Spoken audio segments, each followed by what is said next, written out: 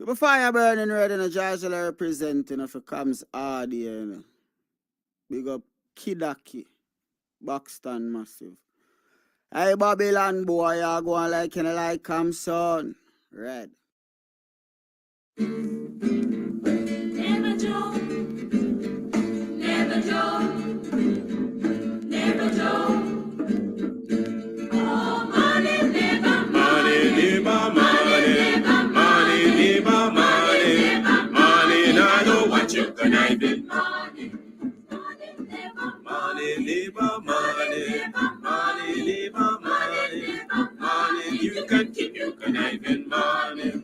When you've been out for a bum, you have been tell me money. Now because your money done, you come with conniving money. When you had your pocket full, you have been tell me money. Now because your money done, you hustle for tell me money. Yes, money, never money, never money, money, never money, money. Now know what you conniving money. Neighbor joker, neighbor joker, neighbor joker. That's all the money that me walk. A 2 pound note and a kill that piece. A 2 pound note and a kill that piece. A 2 pound note and a kill that piece. This is all the money that me walk. Money, never money, money, never money, money. Now I know what you can I be money. Oh, Joseph. Guyana and Guyanese, at home and abroad.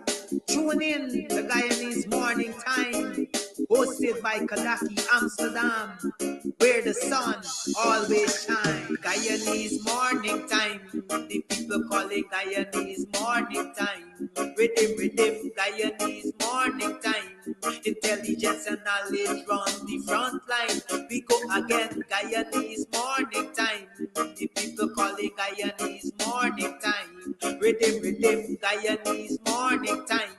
Intelligence and knowledge run the front line. We go again. We rise up early morning watching Comes TV, where wisdom and knowledge, yes, it is the key. Exposing corruptions over land and sea, where the wicked politician they try to trick me. Guyana is a land for everybody. With 6 races should live in harmony. Is one set of people getting aisle money. Is one set of people doing the thievery. Guyanese Morning Time. The people calling Guyanese Morning Time. Rhythm, Guyanese Morning Time. Intelligence and knowledge run the front line. We go again, Guyanese Morning Time. The people calling Guyanese Morning Time. Rhythm, Guyanese Morning Time. Intelligence and knowledge run the front line. We go again. This is a program that you all can see. Sharing your views and your integrity. Like it, comment and share it all around. Pass it to your neighbor, safe and sound. A sad situation going on in this town. The voice of the people is getting trampled down. Out of the mouths of babes and sucklings, with Jah as ordained me to sing. I sing Guyanese Morning Time. The people calling Guyanese Morning Time. Rhythm, Guyanese Morning Time. Intelligence and knowledge run the front line. We go again, Guyanese Morning Time. The people calling Guyanese Morning Time. Rhythm, Guyanese Morning Time. Intelligence and knowledge run the front line. We go again, fooling the people. You're promoting evil. Stop lying to the people. You are a part of the cycle. Stop fooling people. You're promoting evil. Stop lying to the people.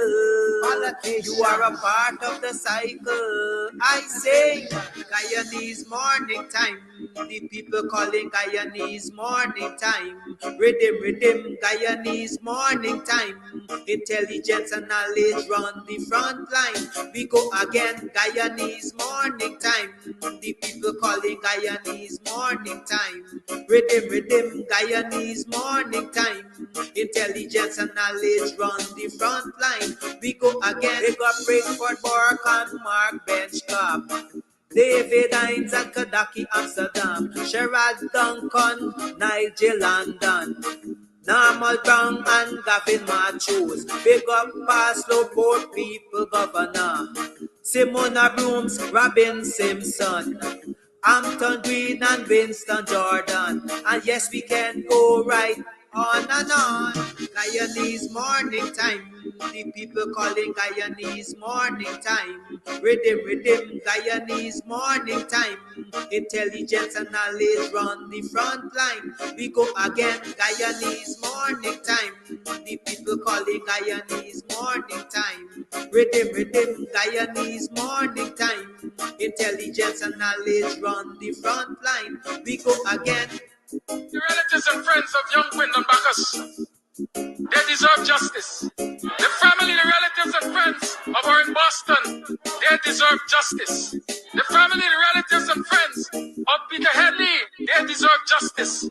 And so when we say that Guyana is an apartheid state, we have the evidence to show.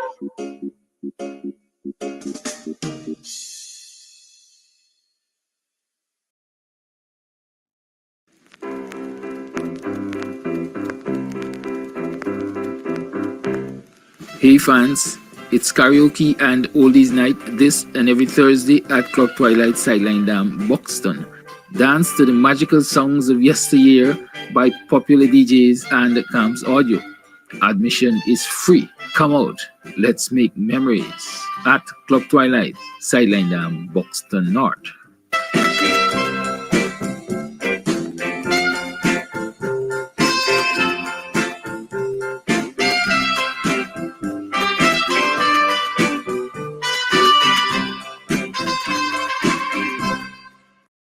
You can get meat anywhere, but for the best cuts of chicken, beef, pork, mutton, and lots more, check out T&W Harris Butcher Shop located in the East Rheinveld Market Meat Section. Call us on 609-7168, 641-4494. Ask for Rastaman. T&W Harris Butcher Shop for the best in fresh cut meats and lots more. Mama, I dedicate this song to you. Wherever you day, my mama, I just want to say thank you. Show Mama the love and adoration she deserves. Celebrate Mother's Day at Club Twilight with a special brunch for all the wonderful mothers.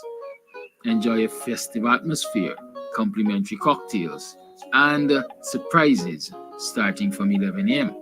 Club Twilight, Sideline Dam, Buxton North. Call 6225933 and don't miss the opportunity to show Mama how much you love her. Comes audio son. You burn this wine when I want you shine. The tree of life, them I want you climb, cause them heart no kind. Comes I say them heart no kind. Buxton Massive, Kidaki, Red Hat.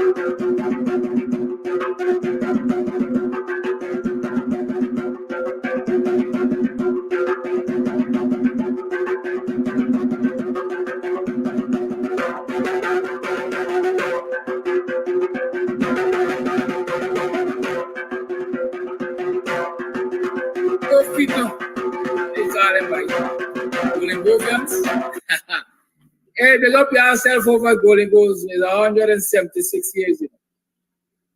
On January 5th, 1848, 50 men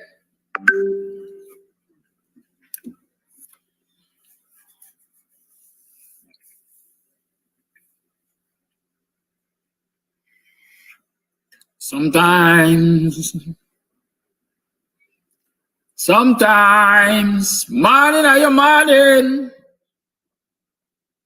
morning are your morning. Welcome to another program of Guyanese Morning Time. It's 7 hours 34 on the 7th day of May in the year 2024. What's happening in your neck of the woods? It seems as though we have a national shutdown. Who wants to confirm for me that they got blackout?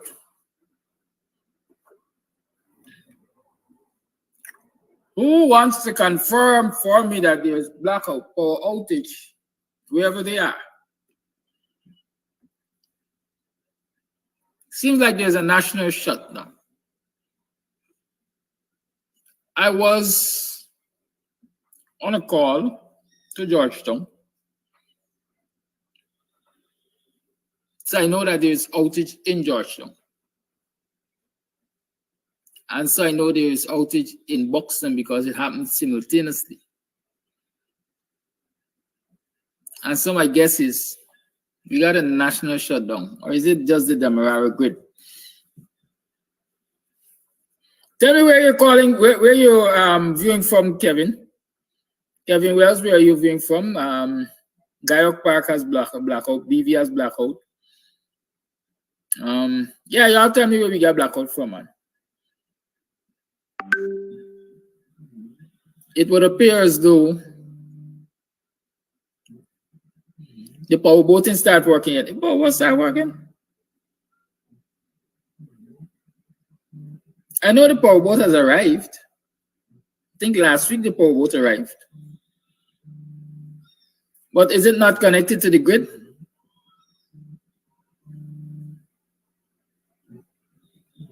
I know it is supposed to be connected in Borbies. But I guess we got wait. Grove East Bank, Grove got blackout. Anybody in Region 2? Y'all tell me what's happening in Region 2. Pleasant got blackout, Republic Gardens blackout. Yeah, let's get a blackout update. Let me know which region you're in and where, whether or not you have electricity. We could start with Region 4. This is where we are. Center of government. Right? Anyways, how have you been? How was yesterday? Yesterday was a holiday. Dennis Mackenzie, where are you calling? Where are you viewing from?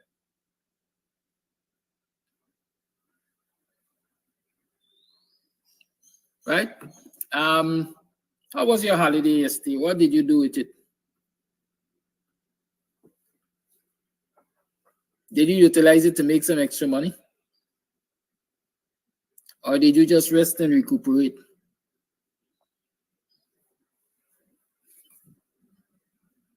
Was last night the All Black in Linen? How many of you went to the All Black?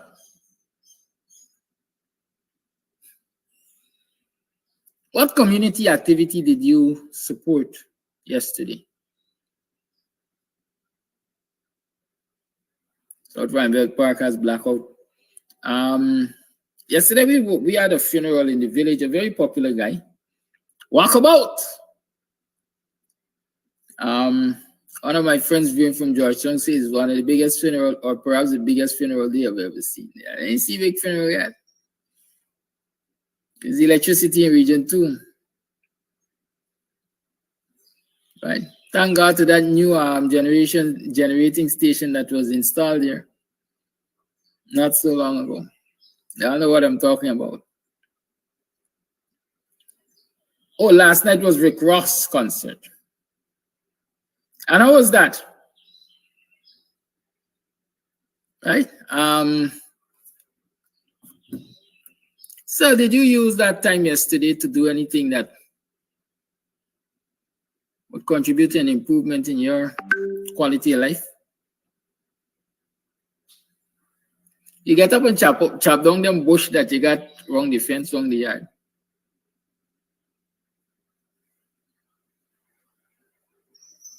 You clean the dirty, stinking gutter in front of you. You choke to seed anyway. Those are things we can do and should do with spare time. Right? Those things are empowering. Also, of course,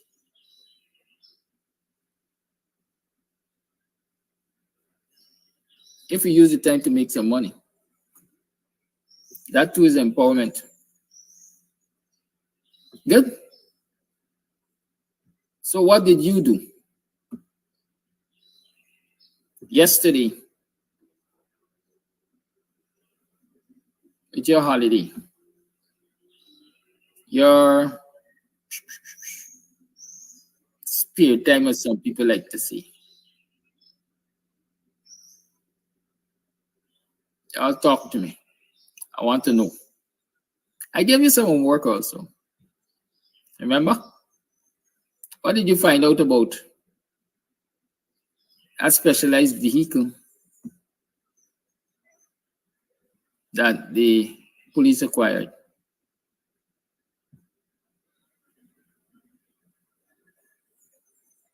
Talk to me. What did you find out about that vehicle?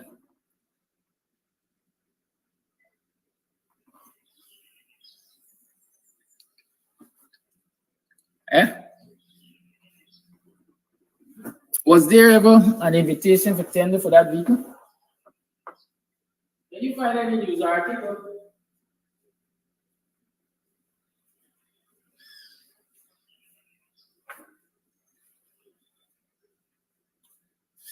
Anything in the media that says there's a tender out for this vehicle for the Guyana Police Force?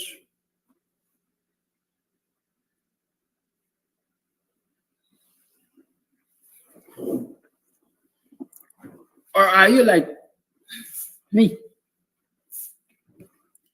You just woke up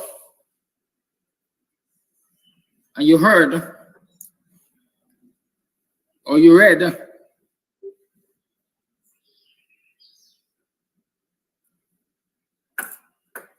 that this vehicle has been presented to the police.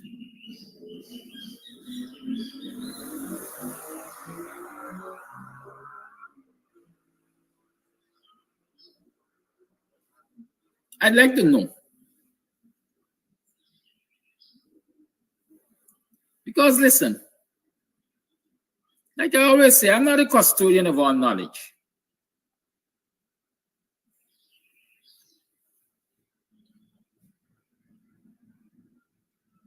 But I know that in a functional democracy, there are certain things which are supposed to happen. Yes, there are exceptions in cases of national security matters. There are exceptions. But the exceptions only go so far and no further. And so when you find out things are happening outside of the norm, you have to ask yourselves, why are these things happening outside of the norm? Is it, for example, we're talking about the police vehicle, the specialized vehicle, crime scene vehicle, whatever they call it. Is it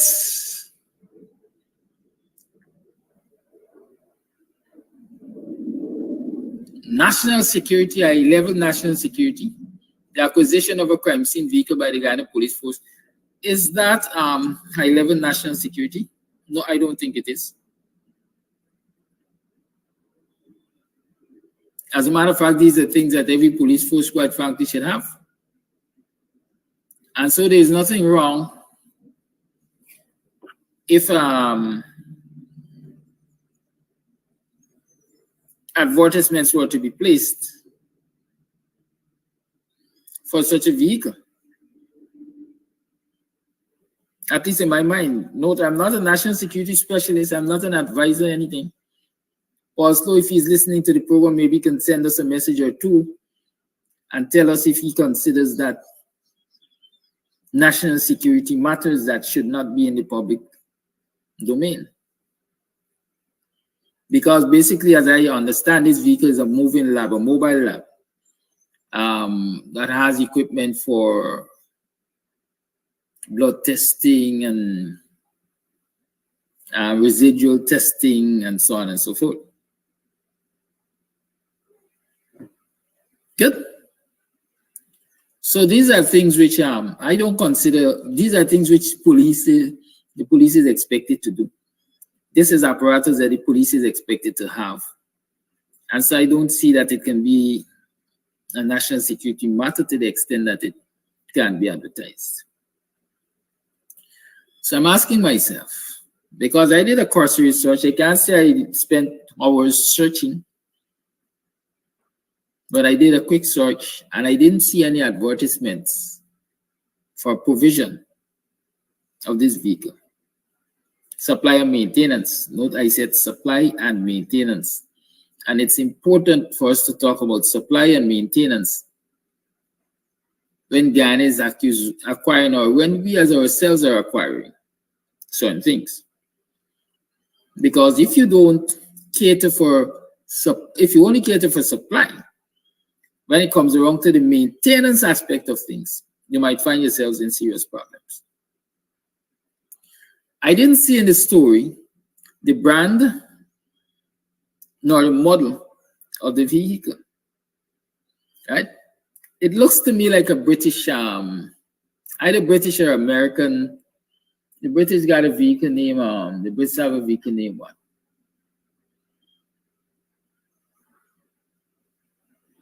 Is it a carrier?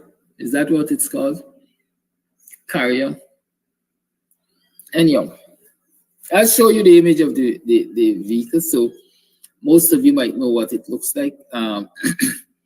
You might be able to tell me what the vehicle is. But it looks, this vehicle looks either British or American to me. American, it might be easy to get the parts and accessories and so on for maintenance. Brits,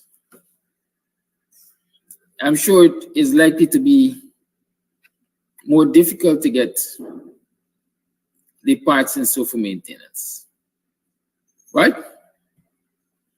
And so when we talk about supply and maintenance, it is a good reason because we can find ourselves, I'm going to tell you about the story previous. We can find ourselves in a situation where, yes, millions of dollars have been expended, right? Millions of dollars have been expended for the acquisition of this vehicle. There's a vehicle, right? There it is. Millions of dollars have been expended for the acquisition of this vehicle. But spares are not readily available. How many of you have known of situations like this? I remember a time we had a vehicle, I think that that vehicle was bought when Clement Roy was Minister of Home Affairs. The water gun. I remember the water gun. I'm calling it the water gun because it was supposed to be a water cannon, right?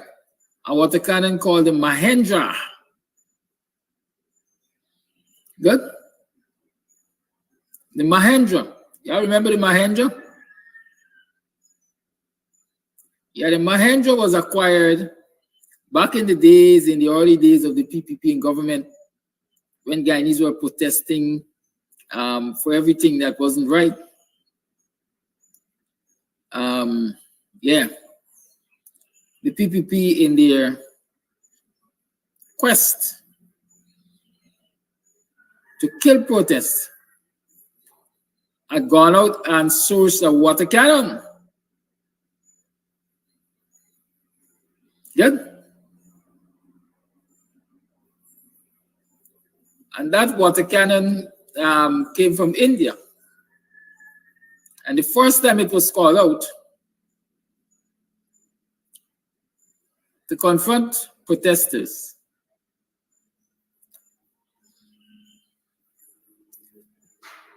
the thing was peeing, as we like to say.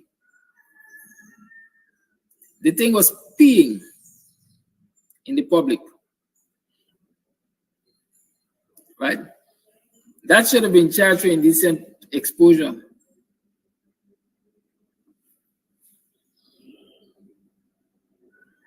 Right? I see Wayne actually saying it's a Ford. Is that what Wayne is saying? And it has problems with transmission. Is that what I'm reading? Right? Or is it a Mercedes-Benz Sprinter? It's a right-hand drive vehicle, so it's possibly out of England. Yeah, we can see that. If it's right-hand drive, definitely it's not out of the US. Wayne is saying it's probably a Ford Transit, right? But you guys know vehicles. I can't tell you exactly. And you see from the news reports, and this is where, you know, where professionalism is lacking. Because like I said, all of the stories on this particular matter have been constructed from a press release from my observation. Nigel Price is saying it's a Mercedes Sprinter. Mercedes, where Mercedes comes from? I don't know. Y'all tell me. I'm not a vehicle guru, right? And is it a good buy? Good. My teaching tells me that this story should tell us who, what, where, when, why, and how. But if I were to really dissect it, when I actually say in Germany, if I were to really dissect it,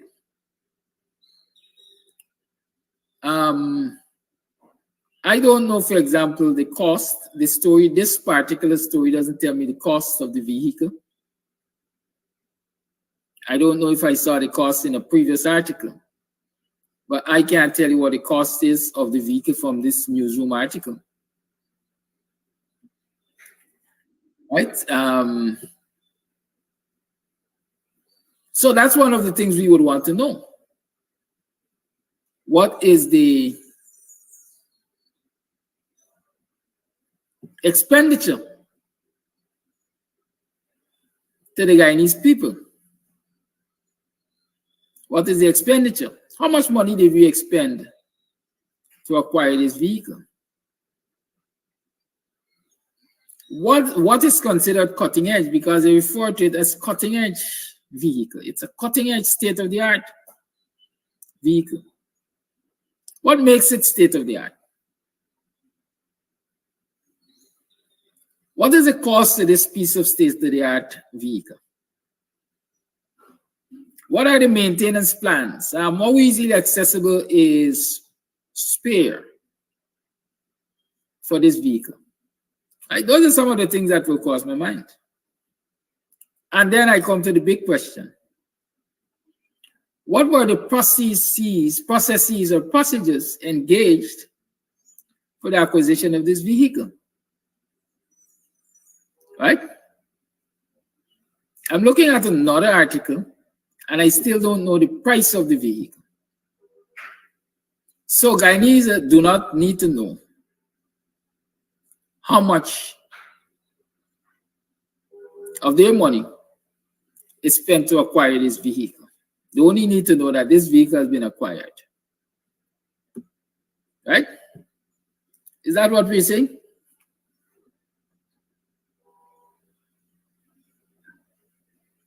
Huh? Super something tech I'm seeing here. Right?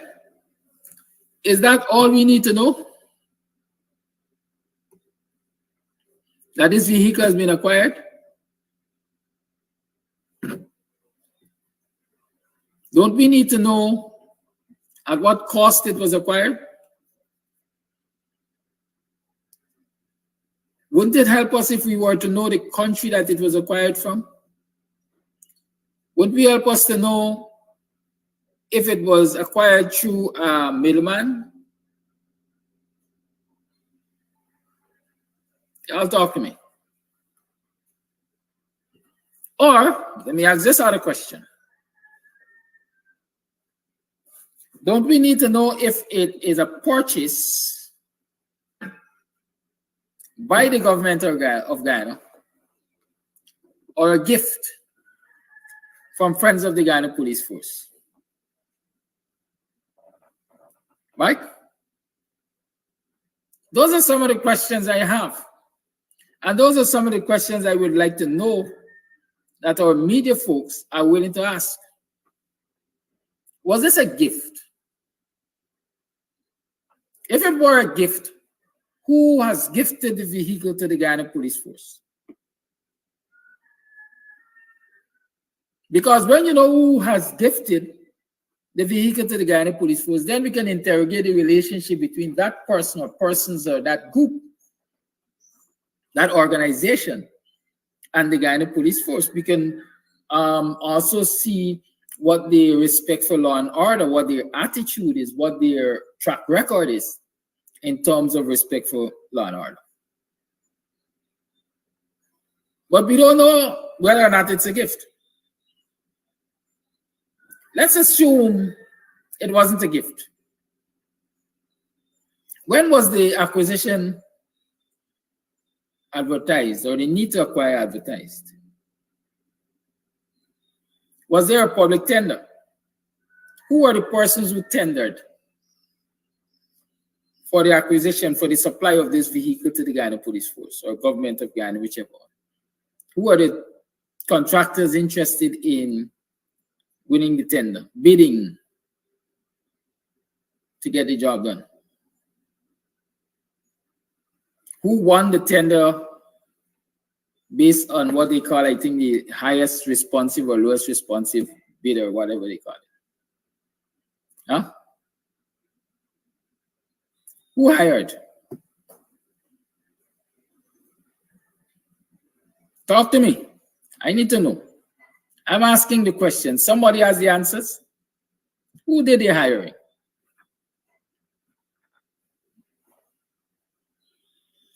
Now, from where I stand, I've received information that said that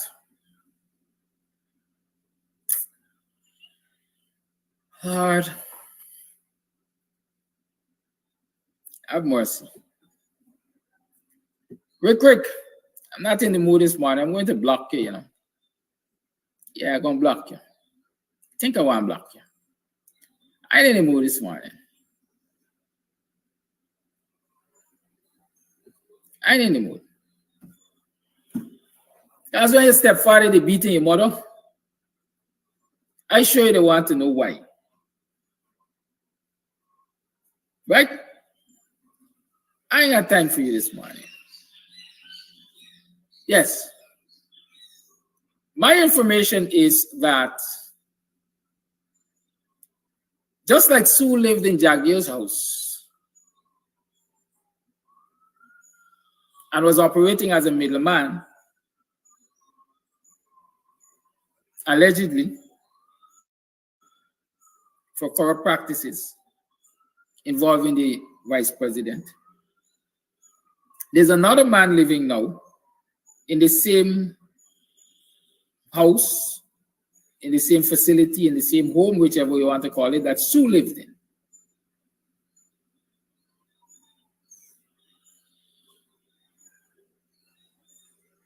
That man is a known friend and crony, or believed to be a known friend of crony to the PPP. There are many instances where the name of that individual has been called in relation to the PPP. Matter of note was when Irfan Ali and Paul started falling out over the police service commission and promotion of policemen and women. Right? So it's now alleged that this particular individual lives in Jagir's house. Not that they don't have a home of their own, but they now live in Jagir's house because apparently there's some domestic issues surrounding the individual and their family and so on. And it is that individual, from my understanding, that supplied the vehicle to the Guyana Police Force, most likely as the contractor for the sourcing and supply of this vehicle to the Guyana Police Force. Now, if that were to be the case, and I have no doubt, because there is also photo evidence of that individual being involved, at least in the handing over ceremony of the vehicle. Good.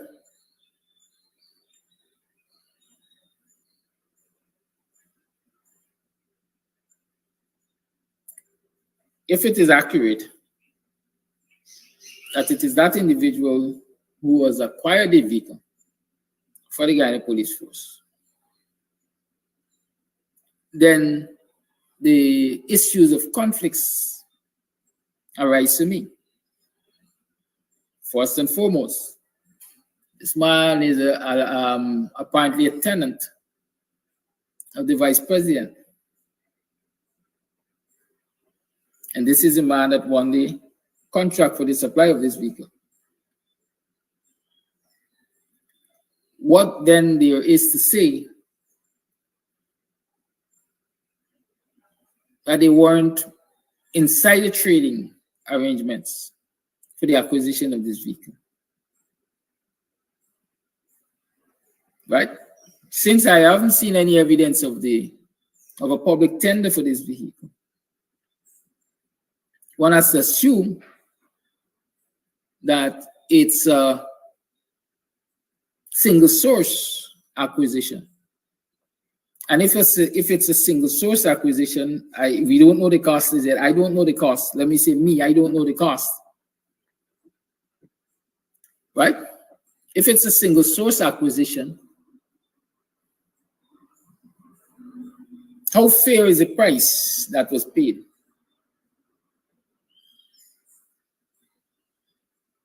How fair is the price that was paid? Did the Guyanese people lose? Did they gain? Or did they pay fair market price for the vehicle?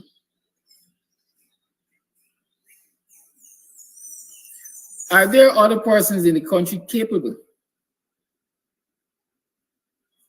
of supplying the same commodity, the same item, the same vehicle to the government and people of Guyana? And could they have done it at a lower cost?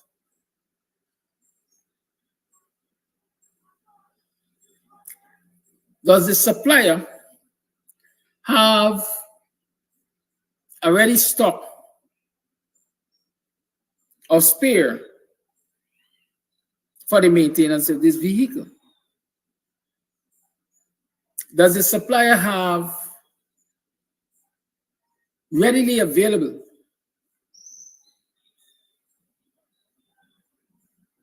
a professional or professionals, mechanic, auto electrician, etc., who are capable of servicing and maintaining this vehicle? Were those things part of the contract?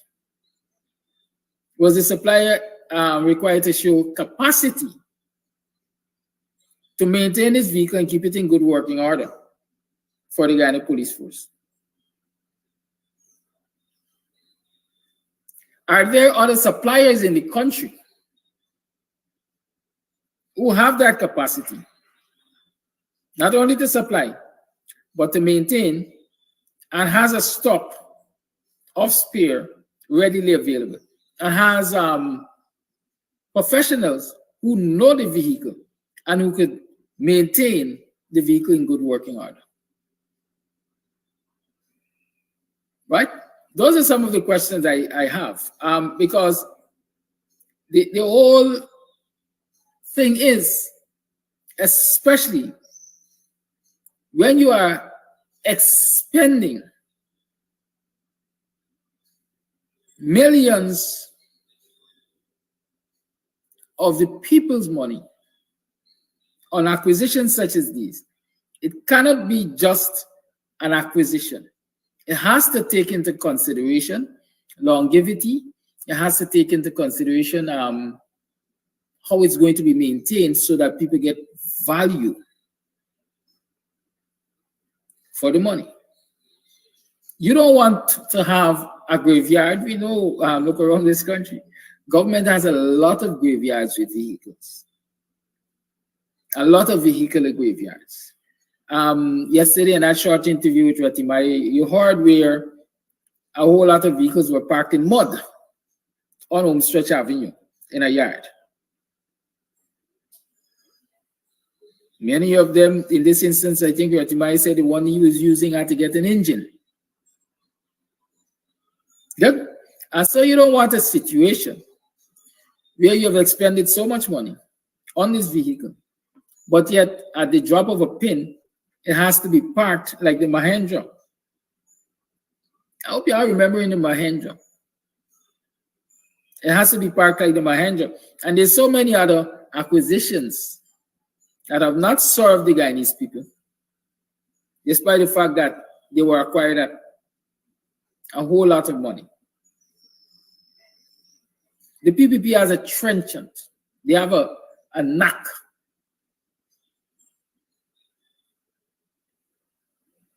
for using third parties to acquire stuff which are usually secondhand and have long outlived their usefulness to previous owners. They dust them up, they put fresh paint on them, and they charge Guyanese a jewel and a crown for them. And 2 mornings after, they don't function. We don't run our homes like that. And we don't expect our government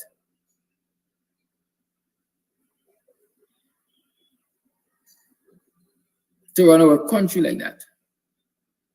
So the questions are out there. I would like to know what the responses are.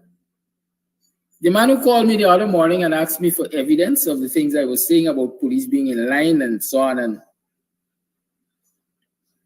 protecting PPP conference and Congress and so on, I hope he is listening this morning again so that he can call and give us that information. You provide the evidence for us that there was public tender for the acquisition of this vehicle. Tell us how much it was tagged at, the acquisition. Tell us what are the long-term plans it's maintains. Those are things I have an interest in, and I'm sure my viewers, the Camps family, share similar interests. We need to know that.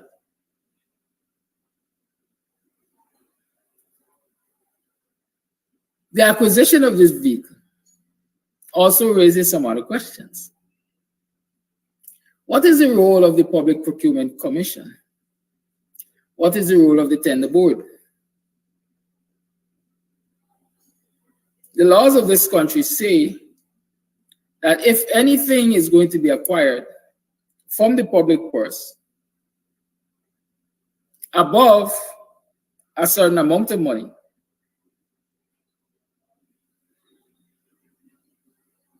then those things must go to tender.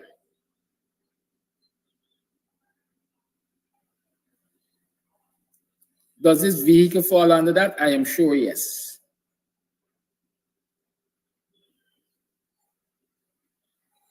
I am sure yes.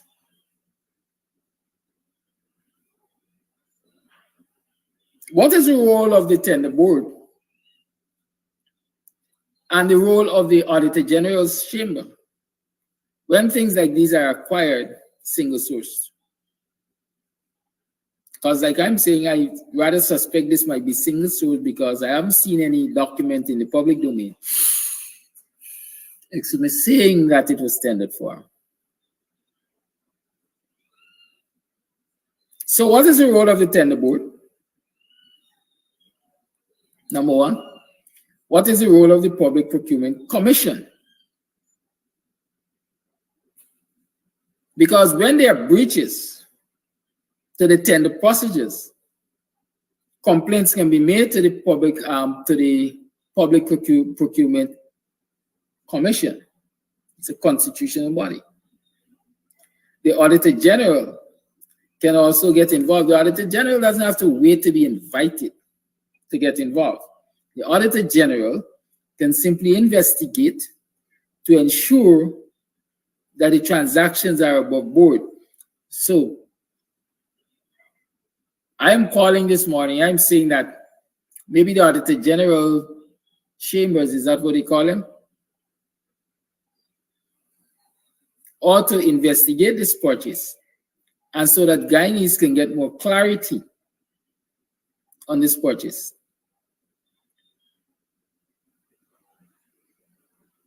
Likewise, the Public Procurement Commission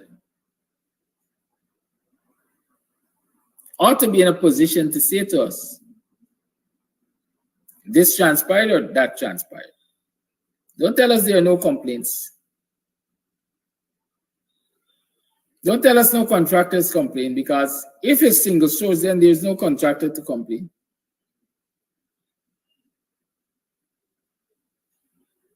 Unless they're complaining of not being given the opportunity to tender. Right? So let us hear some of those answers. And we're actually saying as German Figueroa. German Figueroa might only know of or be able to question this matter when it reaches the Public Accounts Committee. I don't know which year the Public Accounts Committee is currently examining, and if they will get to 2024 before elections are held next year, or whenever soon elections are held. And so we might know after the fact. Well, it's already after the fact, but we might know after the PPP leaves government what transpired in the acquisition of this vehicle, and whether or not there were a lot of underhand dealings, or whether these things were above board. But Guyanese have to hold our government officials to a higher standard. We have to hold them high. We can't just look at these things and let them pass. We have to interrogate them. Many of you will say when we interrogate them, it's a waste of time because the PPP is not going to react. The PPSP is not going to respond. In this case, the Guyana Police Force is not going to respond, etc. But I always say to my friends and people I advise, put it on the records. Right? Put it on the records. You see, once it's on the records, it is recorded, it is there for history. You can always go back to it. And most importantly, when we use these platforms to put it on the record, it is seen internationally. And so the international representatives get an understanding of what is happening in this country. And so they can form an opinion, they can establish a pattern, because if every time you come and you present evidence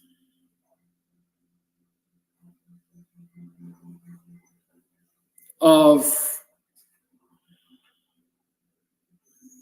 the PPP's misbehavior, if they archive it and then they make it a study, they might very well see a pattern. Darren Ali, you're gone this morning, you know. Time out. I'm wasting too much time with y'all this morning. I ain't got time for y'all. So we need to establish to the world that there is a pattern of misbehavior, misuse of state funds.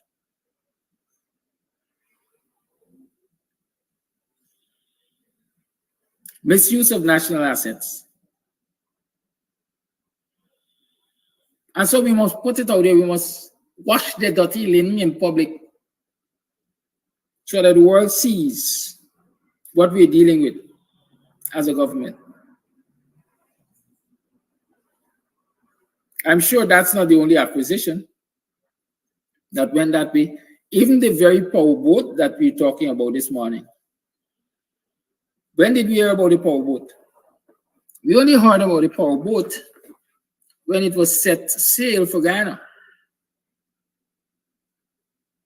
I want to believe it had completed half the journey,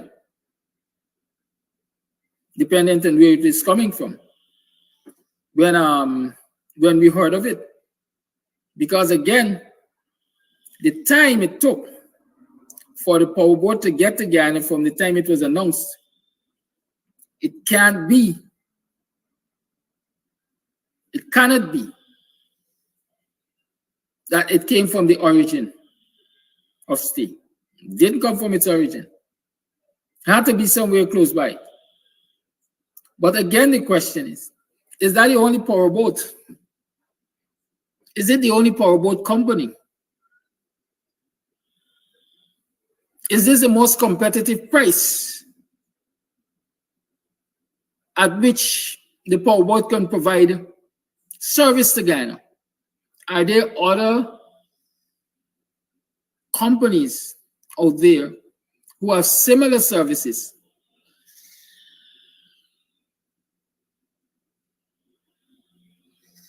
Were they invited to tender for the provision of these services?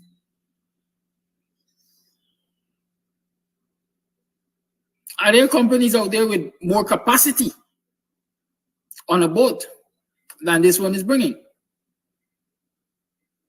Would it have worked out cheaper for the Guyanese? Nobody will know, or nobody knows currently, because there's little or no information in the public domain on these things. And the only way government can continue to do those things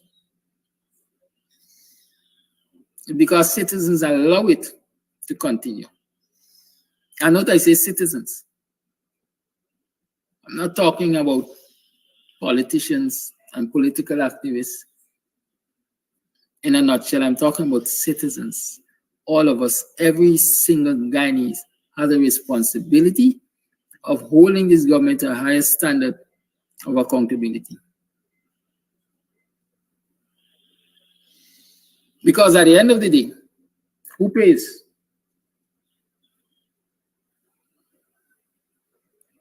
Who pays? The citizens pay. The PPP could leave Ghana bankrupt tomorrow and go about their merry way. The debts have to be paid. Who will pay it? The citizens have to pay it. And when you're paying debts for money that has been poorly invested, monies that are bringing you no real return on investment, you are squandering the opportunities, the future of your next generations. Imagine your husband gambles out. You're gonna be like, say, fair out.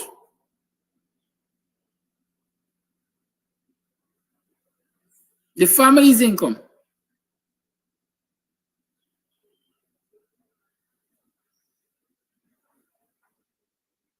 And then has to borrow to maintain the home. Who is being affected? The children, the next generation. And that is how you get caught in a cycle of poverty. Ghana is in a place where the current levels of oil production, even the current levels of oil production, can pull it out of poverty if the resources are properly managed. But if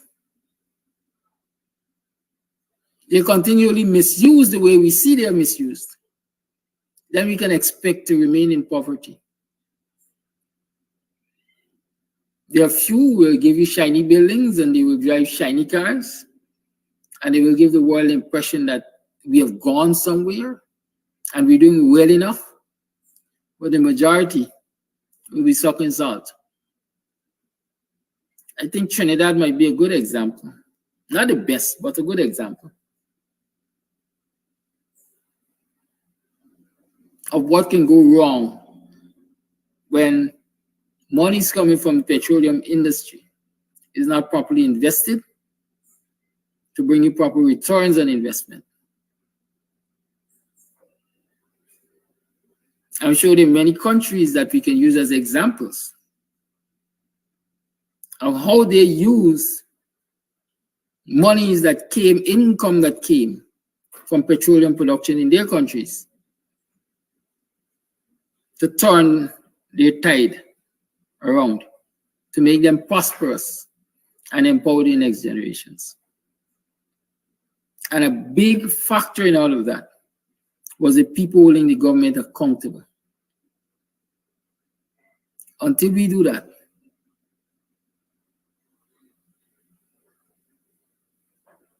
Until we do that, we're making sense. We ain't gonna get better.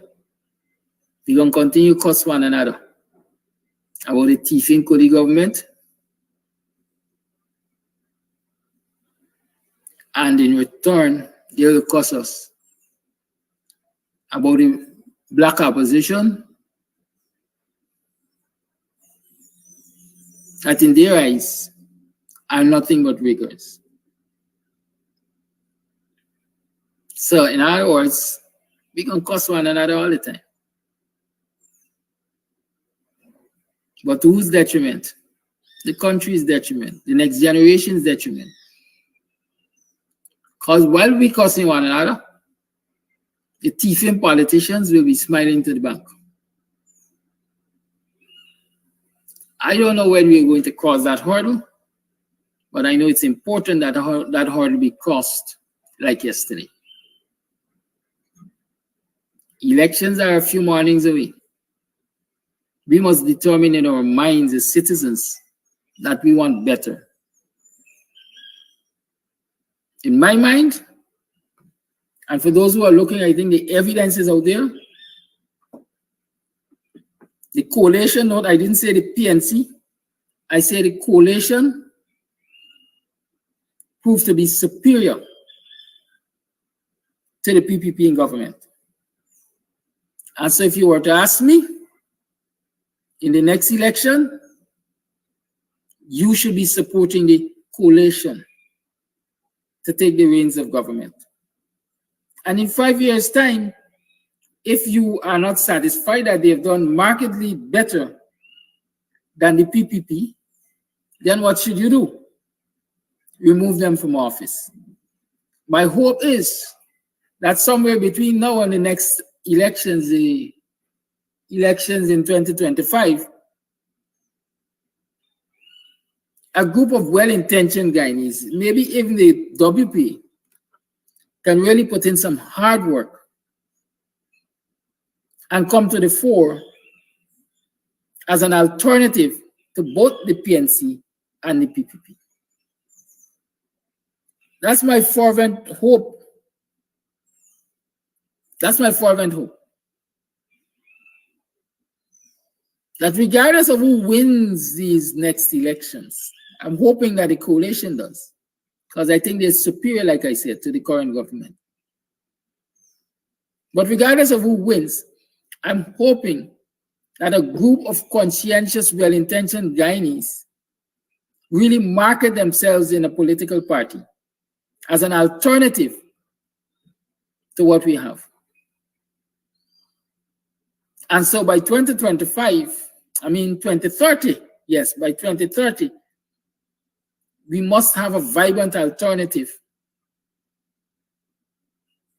to these two political parties, which, in my mind,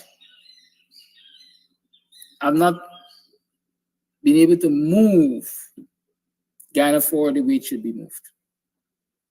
The lines are opened. 23 minutes past the 8 o'clock hour. I'll take your calls now.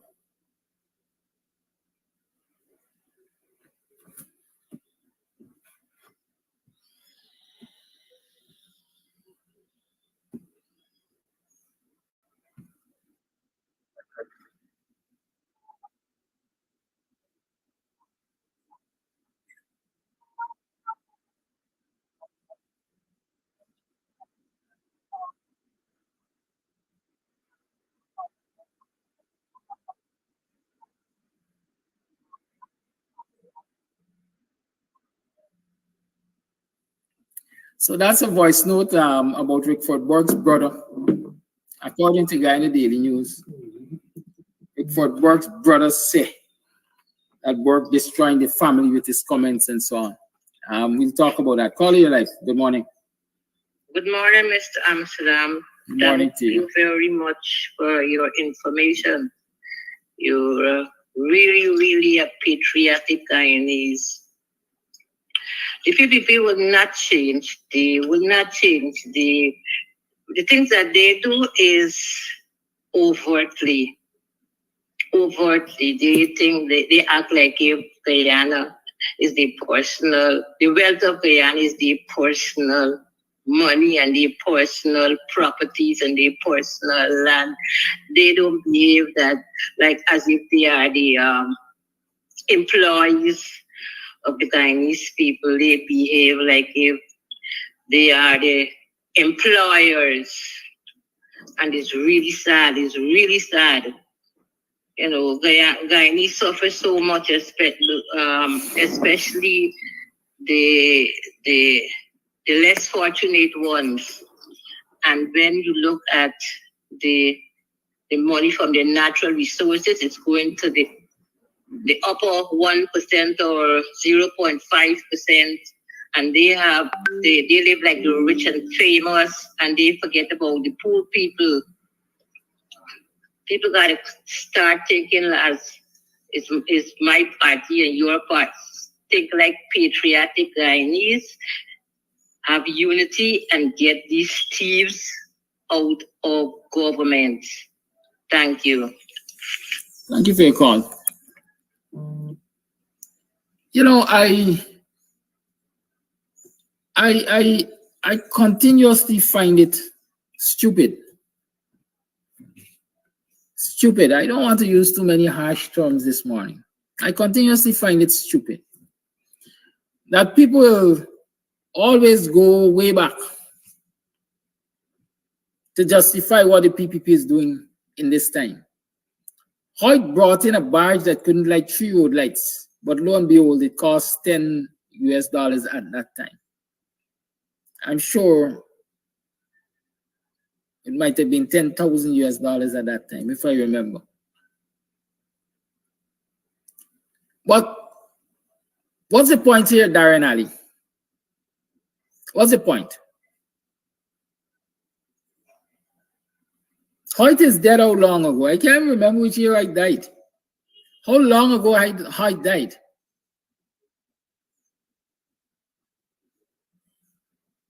Because a former president or a former government screwed up, that gives the current administration a right to screw up? No, because the current administration would have campaigned on the screw-ups of that previous administration and promised the Guyanese people that they could do better. And so better is what they are to deliver. I want Darren Ali and the rest of the PPP show me that they have delivered better for this country. Y'all remember Philip Motilal and the road to Amila Falls? Huh? The Amila Falls project? The road was built and left halfway to nowhere.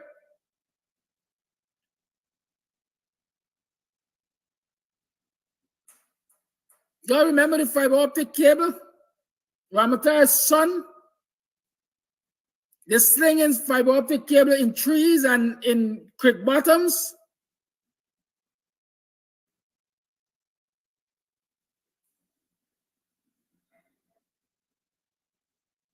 Those are wrongs.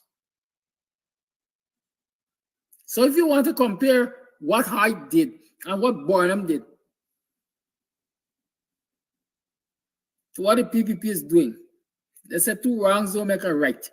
What I'm saying to you, that the PPP ought to be held to a higher standard than what their predecessors were held to.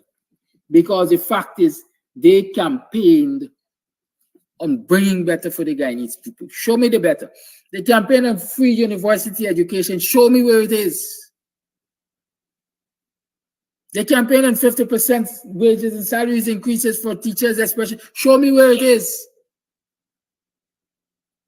And this is the current administration. This is not a former administration. This is current. Shouldn't current administration accountable so they can deliver better than previous administrations? Darren Ali, what people say, like, you eat where you were supposed to rub. Call it life. Good morning. I'm going to make one big comment. What actually happened, people don't realize that when this present government speaks about the road that they're doing and the bridges that they're building, that the previous government didn't do it. If you look back at 33 years that they're claiming that PNC and APNU was ruling in government, that they didn't do nothing. Look at other countries throughout the world 33 years back and see how much they have developed from then to now. During those days were difficult days, or days where development wasn't taking place, or is taking place right now throughout the world. So when they go back and say they're going to build road here and build bridges there, they're just trying to make the people feel as though the previous government didn't want to do nothing for them. The previous government was trying. The previous government was doing stuff. But they want the previous government wasn't doing anything. They have the money now. They can do it. Let's look at a family. If a parent has a child, a parent's responsibility is to take care of their child. Ensure their child gets pampered, ensure their child clothing and everything. Because they are responsible. You're a government, and we don't have to tell you thanks whenever you do things for us. You've been put there to do things. So whenever you do things, that is required of you.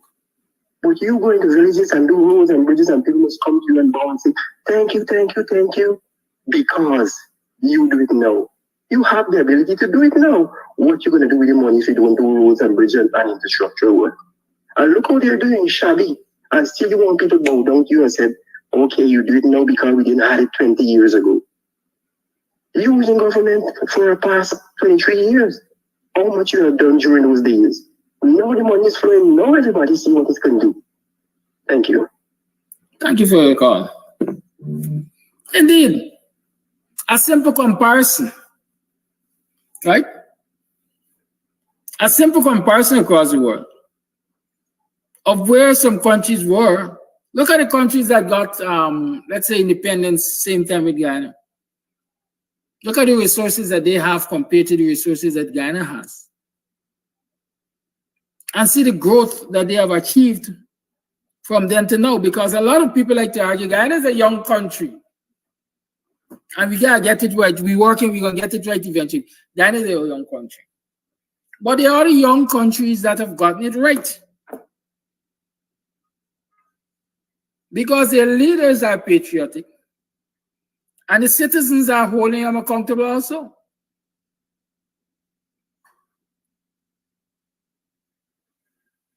So why can't we do that?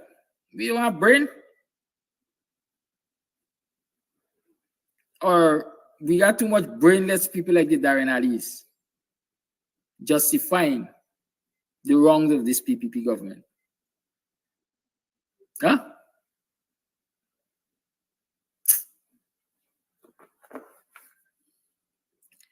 The lines remain open. Let me see if it's a voice note. Yes. Let's play this voice note. All right, let me tell you, this program is going to shut down. My battery is running low.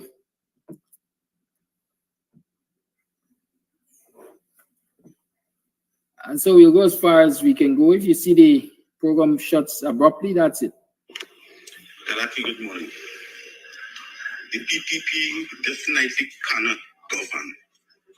It has no administrative skills. The manifesto is based on evil. That is why they're treating the Africans in Guyana like that. But the Africans are enjoying those stress and pressure that the PPP offloading. If it was the other way around, they couldn't handle it.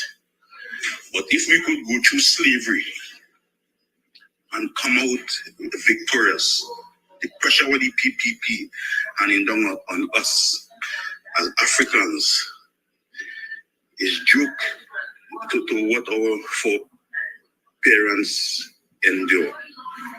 But good will always prevail in this struggle. PPP can't win this election. They could never win this 25th election. Have a good day. Thank you. I don't care that you think that this program is all about cussing out Jack Dio and Kuli people. Note I said Jagdio, because Jagdio is not doctor in my book. This is the only country. This is the only country in the world, perhaps, where people use a honorary title or use a honorary convocation as if they academically acquired it. How many honorary doctorates have been given out by universities across the world? And how many of those people find using them in front of the names? It's only a recognition. Dr. Ali, Dr. Jagio, Dr. what? Doctor of corruption, doctor of racism, doctor of bias, doctor of oppression, doctor of vindictiveness, doctor of the black book that he said yes. What kind of doctor? Do you think I'm here to cuss out Ali, Jagio? Quite for the most times, I don't even recognize Jagio. I don't even mention Jagio. I mentioned Jagio in today's program, maybe yesterday, for the simple fact that I was pointing at the possibility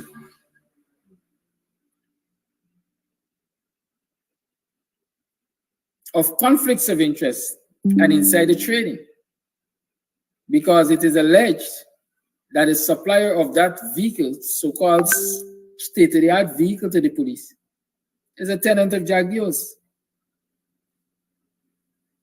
And only a jackass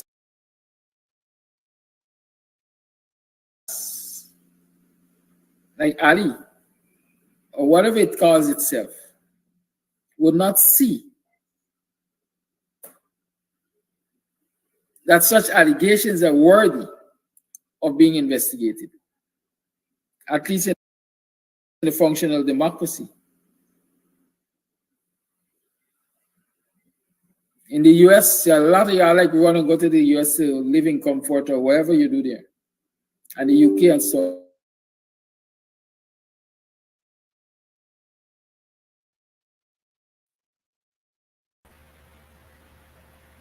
Morning, neighbor, morning. Morning, are you morning? Welcome to another program of Guyanese Morning Time. I am your host, Kidaki Amsterdam. It is 7 hours 27. Welcome to the program. It's Wednesday. It's the day when we usually have the doctor in the house, real doctors. Professor David Hines, a man who got his degrees and read for his doctorate and so on and so forth. He didn't get no honorary convocation. I'm walking around with it and all, I'm doctor. Right, so we got a real doctor. Is it doctor of the arts? In the house. We got a doctor. Not people walking around with honorary titles. So it's Wednesday, and we're going to talk with Dr. Hines, as is usual. But how you been? I was here yesterday. Yesterday we had some rain. We had a total shutdown yesterday for several times, because it happened while we were on program, and then shortly after the lights returned, and then it happened again. And I can't count the number of times that it happened, but we had blackouts several times. Lo and behold, I saw a headline this morning or something saying that the power boat is going to end the blackout woes. I wonder what time when we're going to get the power boat connected to the interconnected system. And let's see. Because my understanding, I think I mentioned this previously, is that GPL is currently producing less than 50% of the electricity that is required to power the nation. Right? Less than 50% of the electricity that is required to power the nation, despite the fact that they bought, what was it, 7 or 17 second-hand generators. Imagine governments buying second-hand stuff when they have access to money. Many of us who live in our homes don't like second-hand stuff, because we tell ourselves they've almost lived out all of their lives already. And so it's better to make the sacrifice and buy something new. But no, this government believes in second-hand stuff. Good. Nevertheless, I hope you are well. I hope you had a good and successful day yesterday. I hope you achieve your goals. I hope you have renewed your energies and you've rededicated yourself to fighting this wickedness that we have for government and ensuring good governance in this country. Welcome to the program. Dr. Hines, welcome to the Guyanese Morning Time. How are you doing? Morning. I'm all right. Well, last week we had a little mix-up, so I took responsibility for that. I was idling. Well, not idling. I was focused on other things, and then I realized, oh shoot, Dr. I should have been here. And when I came on, I saw that you were here, but I unfortunately was not here in a timely manner. Nevertheless, you are here this week, and we have a lot of things to talk about. Sometimes you ask, where do I start? There's so many things to talk about. But the hottest news in the newspaper, well, in making the hottest news, making the rounds right now, is the PPP's Congress. You've seen the results of the Congress. You've heard the utterings at the Congress. Just last evening, I saw apparently a member of the PPP, a live video saying they do not support the presence of Niger Dharamlal in the PPP Central Committee, I think, because of those rape allegations. At least some woman in the PPP has the temerity to speak out against what she considers an ill choice, ill pick for the leadership of the PPP. What are your thoughts on the conference? Let's zoom in, for example, on the fact that the PPP, according to Jagger, is supposed to be an all-inclusive party. But in the election of 30-something persons, there are only maybe about 3 elected Afro-Guyanese, and then a further hand-picked 4 Afro-Guyanese without voting rights. As I said in an earlier program, that's a good indication of where African Guyanese stand in the PPP, present but has no voice. Your thoughts on it, on the Congress? Good morning again, and good morning to the viewers. Under normal circumstances, I wouldn't pay attention to something like that. I expect that the PPP would have 2 or 3 Africans at most in their central committee. That's not an issue. It is only an issue because the PPP has made heavy weather about them being the most multiracial party in the country. And Jagdio speaks specifically about the number of African Guyanese. He said even Jagan couldn't bring African Guyanese into the party, and he has done so. And so because of this boast of how many African Guyanese and how multiracial the party is, one looks for those things. Normally I wouldn't look for it, and I wouldn't even, criticize the PPP for not having many African Guyanese in their central committee. After all, the majority of delegates and members of the party are Indo-Guyanese, and you choose your executive from what you have. And your executive reflects in many regards the identity of your party. So and under normal circumstances, I wouldn't care. I wouldn't make a lot of noise. But because of the boast, I looked for it. And I saw 3 African Guyanese, well, 2 that I know, and that is Jennifer Westford and Kwame McCoy. And then there is somebody named Sarah Brown. I don't know. It could be an Amerindian, it could be an African, but let's say it's an African. It's 3 out of 35, and 3 out of 35 is less than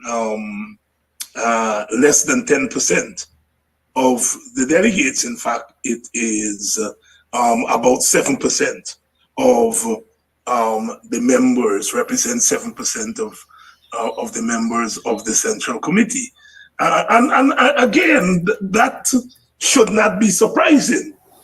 It should not be surprising if 7 members of the PPP Central Committee are Africans, But Here is this man telling us how African Guyanese are going over to the party and it's the most multiracial. And then when it comes to power, because the Central Committee is the second most powerful organ in the party, when it comes to power, you can only have 3 out of 35.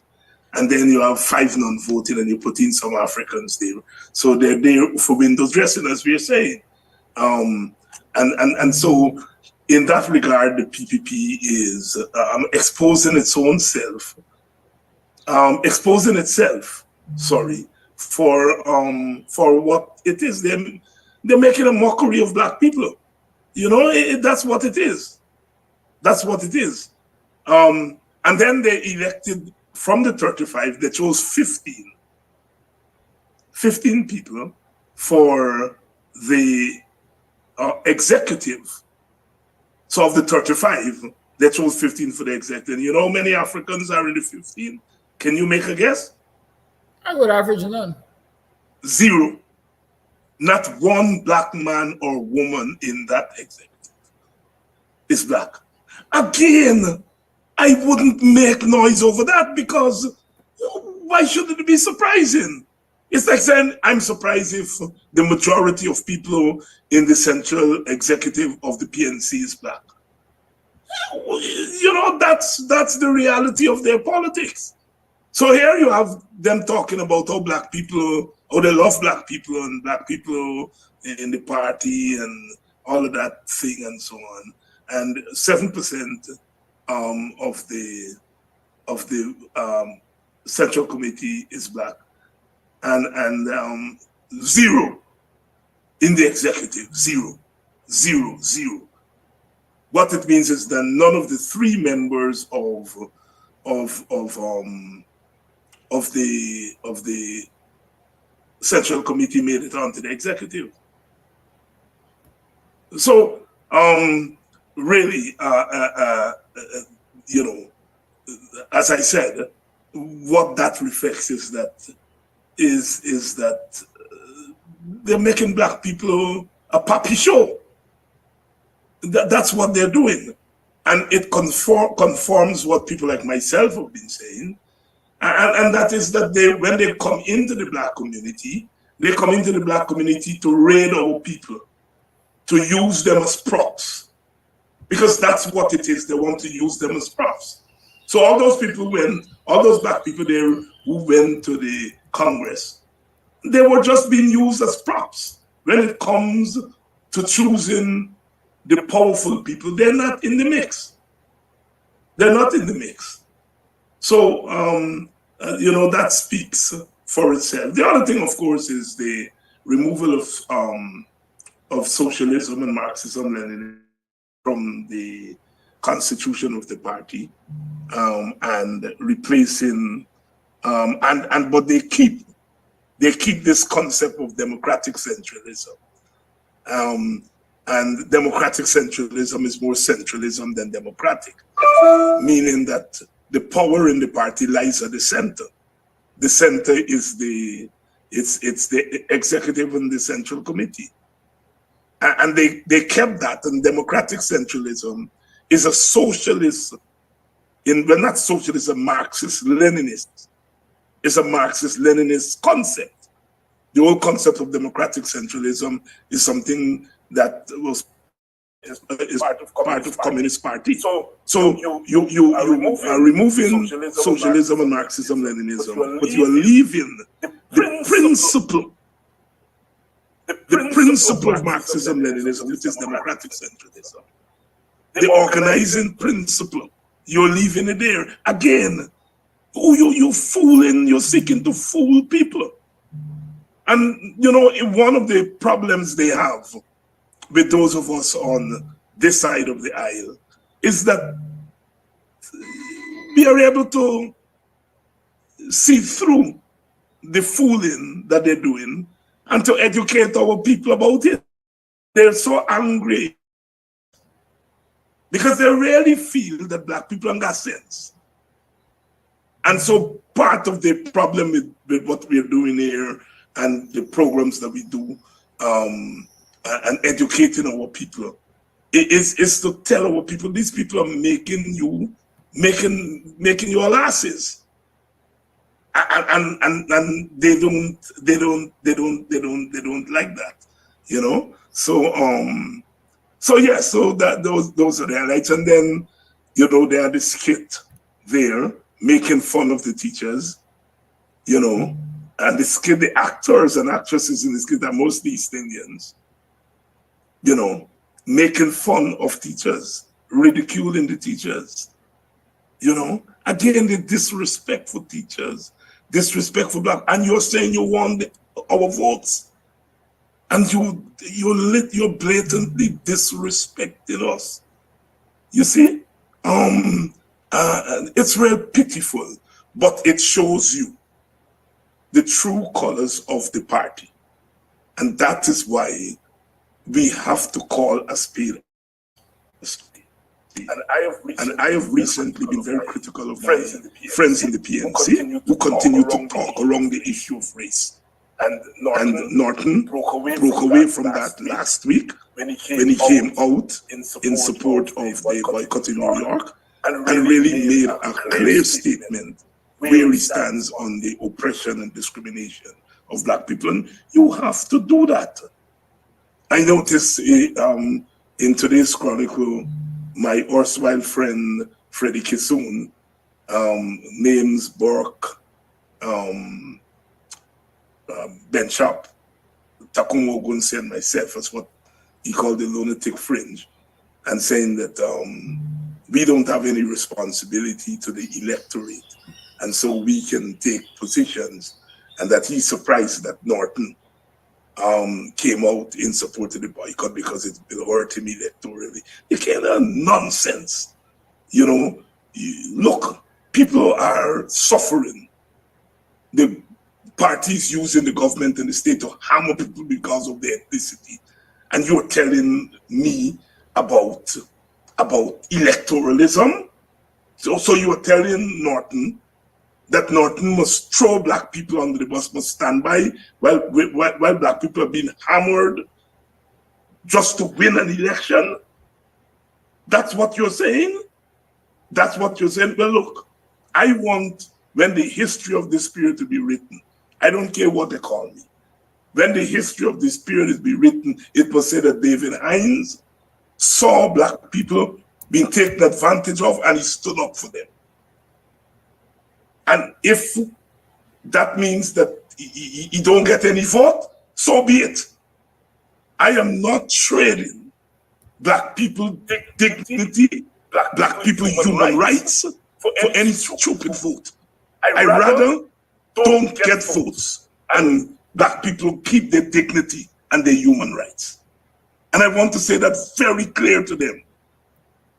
When the history of this period is written, let it be said that black people were being hammered by the PPP and David HINDS stood up for them and said, to damn if I lose votes because of that. Because of the dignity of people, whether black people, brown people, red people, white people, their dignity must worth more than a vote and two votes. And to try to corner the PNC in a corner with that vote talk, if the PNC want to fall for it, that's their business. As I said last night on my program, the PNC with their dilly-dallying on this question of beating up of black people, they're putting black people in danger. Because the beating up black people are getting, if the PNC come out and says, stop it, it will stop. If the PNC comes out and say, stop it now, it will stop. They have in their pockets 200,000 votes. They have in their pockets all the money that black people get to give, they give it to them. So black people give them their bodies, they give them whatever little money they get.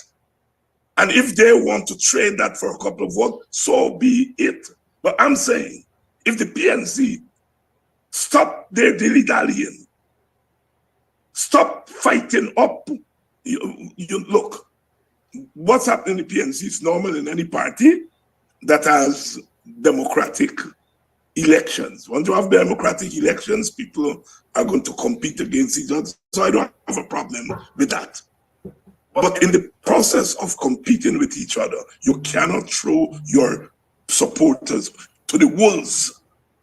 You cannot throw the support you're supposed to the wolves because you want to win the leadership of a party and want to get a couple crossover votes. Black people are worth more than the leadership of a party and a couple crossover votes from other ethnic groups. I'm insulted as a black man for somebody to tell me that my people's homes must be bulldozed. They must be shot and killed by the police. They must be they must be denied proper wages and salary. And I can't stand up and defend them because I am fearful that I will lose 2 Indian votes. It's a grave insult. And those in the PNC who are going with that, at some point we will have to deal with them.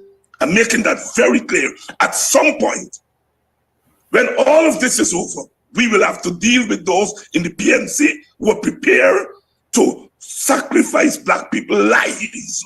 This is about lives and livelihood for a couple of so-called crossover votes. At some point, we will have to deal with them. As a people, as a black people. And deal with them we should. You've touched there, in essence, on the call for boycott. And I've seen there are several PNC members as you've gone there, leading PNC members, I dare say, who actually are critical of the call for boycott. Any choice words to them? I already said they're silly. Very well. And with all due respect, I love young Figueroa, and I think I read in the Chronicle this morning that Sandy also was criticizing. I didn't see Sandy's criticism. They're just being silly. They're just being silly. That's what it is. And I say that with much love. There comes a time when the lives of people, this is about people's life. We are walking around with our lives, but Boston family doesn't have him. Quindon Backer's family doesn't have their son, their father, their nephew, their grandson.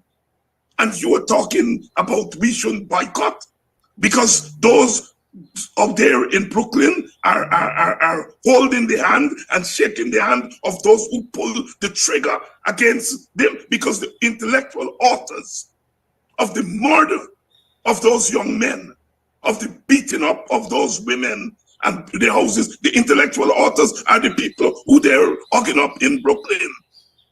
They are the ones who are the intellectual authors. They're the ones who pull the trigger intellectually. The police did it. But it's those who run the government who have done that, and they go there and you hug them up and you must not be punished. Punish them. Punish them. And those who are saying that they're just being silly. And at some point in the black community, we'll have to deal with people like them. I'm saying to my young brothers and so on, cut it out. Because at some point, we will deal with you all. I mean, you describe it as selfishness, as silliness. Is it really silliness, or is it selfishness on the part of these? No. I am not going to selfishness, my brother. Okay. You know I'm a political man. I don't go personal. All right, I don't go personal. They have been silly. Let's talk. They've been politically silly. Let's talk more politics. We've seen the Congress. We've seen the. I remember growing up and hearing the PPP cry out against the PNC and talk about paramountcy of the party and misuse of state funds for party purposes and so on. This last Congress was held. The PPP had the East Coast and Georgetown police in line. There was a big fallout, I can tell you, between the East Coast commander and the deputy East Coast commander in terms of signing that order for the alignment. They sent home all the students from the GSA dorms so that they can house their delegates there. They commandeered the Northwest Ferry to transport only delegates from that district. flew the party flag on the building that is currently being used as the National Assembly. I would say a total misuse of state assets. And let me just put it on as poor governance, taking an unfair advantage in the political process. You have been through the years of the PNC. You're present in the time of the PPP. What comparisons, if any, or what observations you have to share with us on that misuse of state assets? Let me answer it this way. I'm on record as saying, and I'm going to say it again here this morning,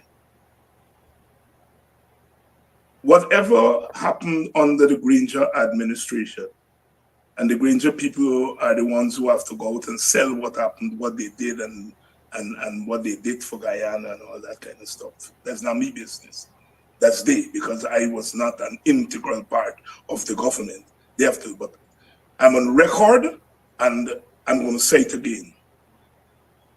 Granger administration is the only administration in post-colonial Guyana in which the human rights abuses, the authoritarian abuses were toned down. And I'm saying it again this morning. Those who were part of the Granger administration should take a bow for that. They toned down. I'm not saying that there wasn't any state abuses, any government abuse. There was.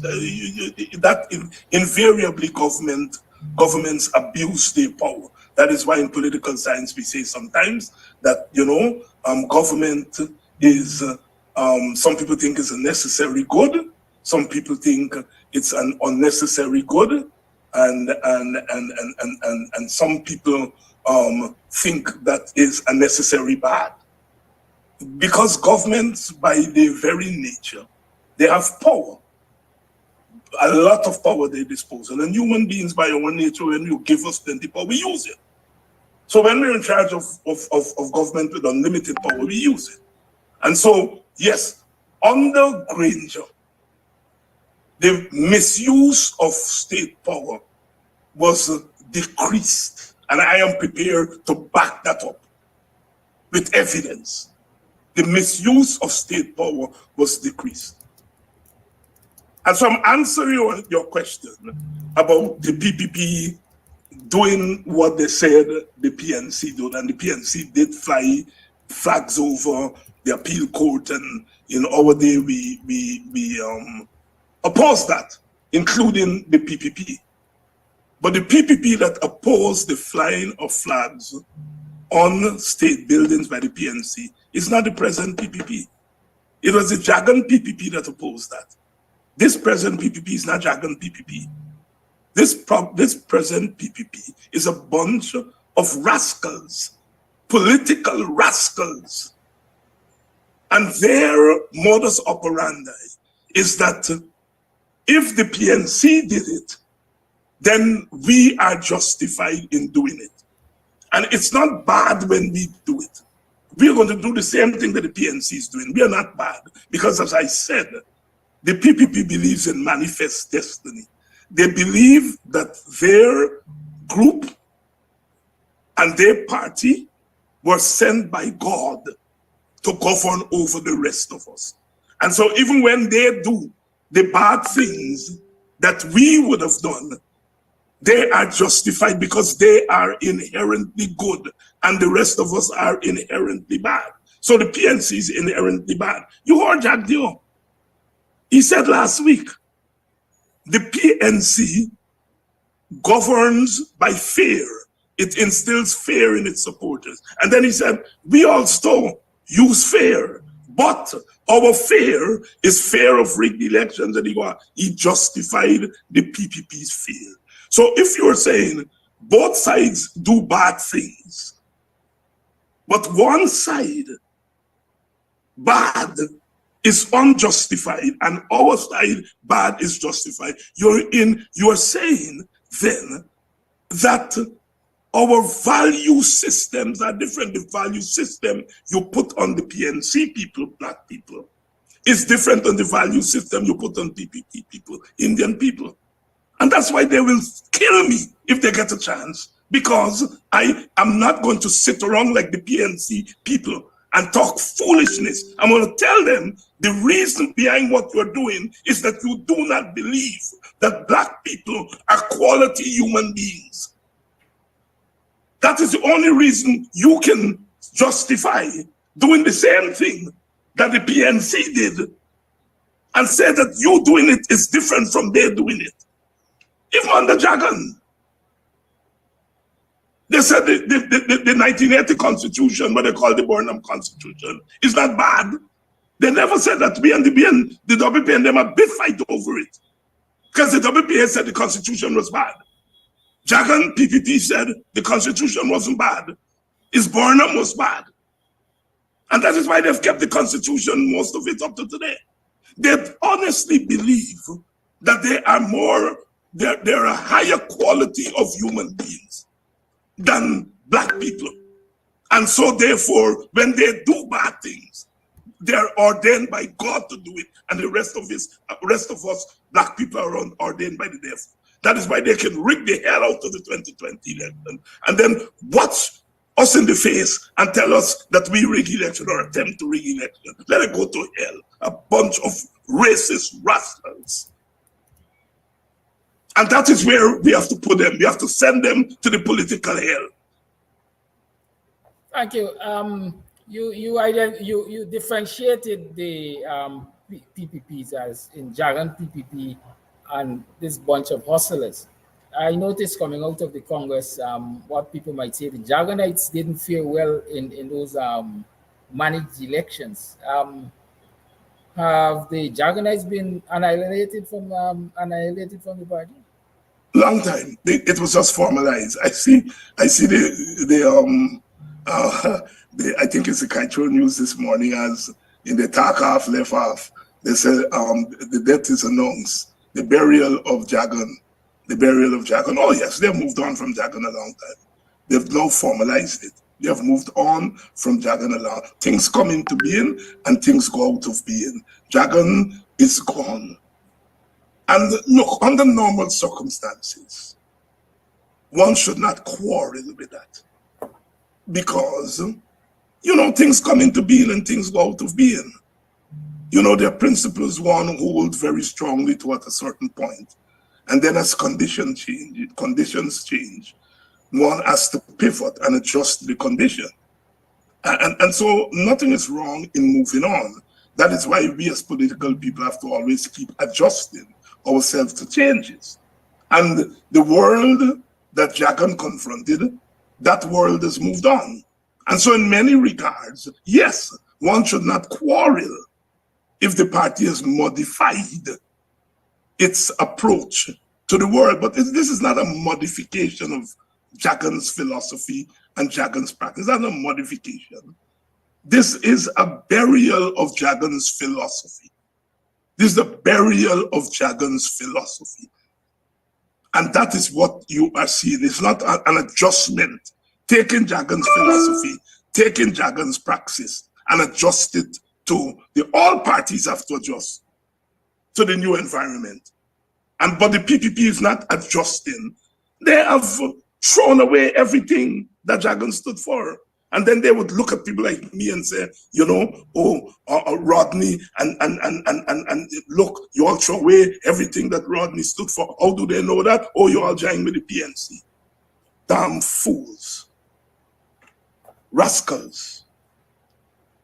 And so some people might have taken what I want to say comfort in at least knowing that there were some Jagonites still in the party who might have held sway, if I can call it that, and give some direction to the party or exert some level of control of quote unquote the madness. What are the implications of them being forced out now? They're not forced out, they're there. Ramatar barely got on to the Central Committee. Rohi barely got on. Indra Chanipal barely got on. But both Ramatar and Rohi are on the executive. So they're among the 15. And so it's a way the party work. I think it's Fenton Ramsahoy I said way back, you know, when in 1959 they vote out all the black people from the election, from the party executive, 1959. Guyana writing in your nation, he calls it the rot in the PPP. Dragon was out of the country. When he came back, he scrapped the elections. And for example, Balam Singh Rai was elected as a chairman, and he overturned the election and gave the chairmanship to Brindy Ben. So you know, in putting Rohi and Ramatar in the executive, what they're doing is trying to smart people to say, look, all you all say we push out the old guard. Look, they're in the executive. We vote them in. You humiliate them by putting Rohi at 34. You barely get on, and you put him on the executive, you know, in order to push back against people like myself who are going to point and say, look what you've done to the old guard. So the whole thing is trickery. That's what it is. It's trickery. Thank you, Dr. Hines. Usually, from my observation, once the PPP's Congress is held, the PPP is in full campaign mode thereafter. So I would say that officially the full campaign mode for the elections have started. We still have some outstanding issues, like what is happening at GCOM. Is it the right time to up the ante for biometrics and clean voters list? But I don't know what you mean by up the ante. Well, increase the fight, enlarge the fight. You mean bring people on the streets? Yes, very well. Yes. Do you see that happening? No, don't ask me to be a Obi man. No, I tell you what should happen. No, you're asking me if it's gonna happen. Right? If one were to look into the future, listening to Ari Norton's discourse of the boycott and so on and so forth, do you think he's at that place now where he's? My brother, there are several elements that have to come to play in order to move the struggle to another level. What are some of those? The responsibilities of the leadership, the party, and the masses. Because the party need to bring the masses on the street. If the masses are going to come on the street, they have to feel that the party is going to protect them. When I was a small boy, and I would leave Buxton as a little teenager and come down to town to protest, when I look up, I used to see Rodney and Quayan and Clive Thomas and Andaye and all of them out there up front, fighting up front. And I felt protected. You see, when you are out there as the masses, you have to feel protected because you know you're coming up against the might of the state. And you have to feel protected. So when one is talking about protest, one is talking about a relationship between leadership and followership. The leadership has to believe that it can convince the followership to come on the road. And the followership has to believe that if it comes on the road, that the leadership will protect it. And when you have that synthesis, it's gonna be real. It's gonna be the real deal. Other than that, what you will have is either the leadership going off on its own. In the old days, they used to call it adventurism, or the masses going off on their own. And they would call that anarchy.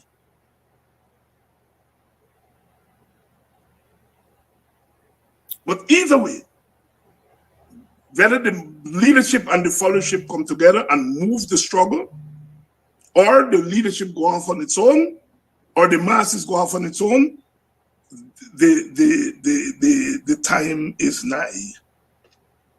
The teachers have shown when there is a synthesis between leadership and followership, because the teachers' union were directed by the followership to call the strike.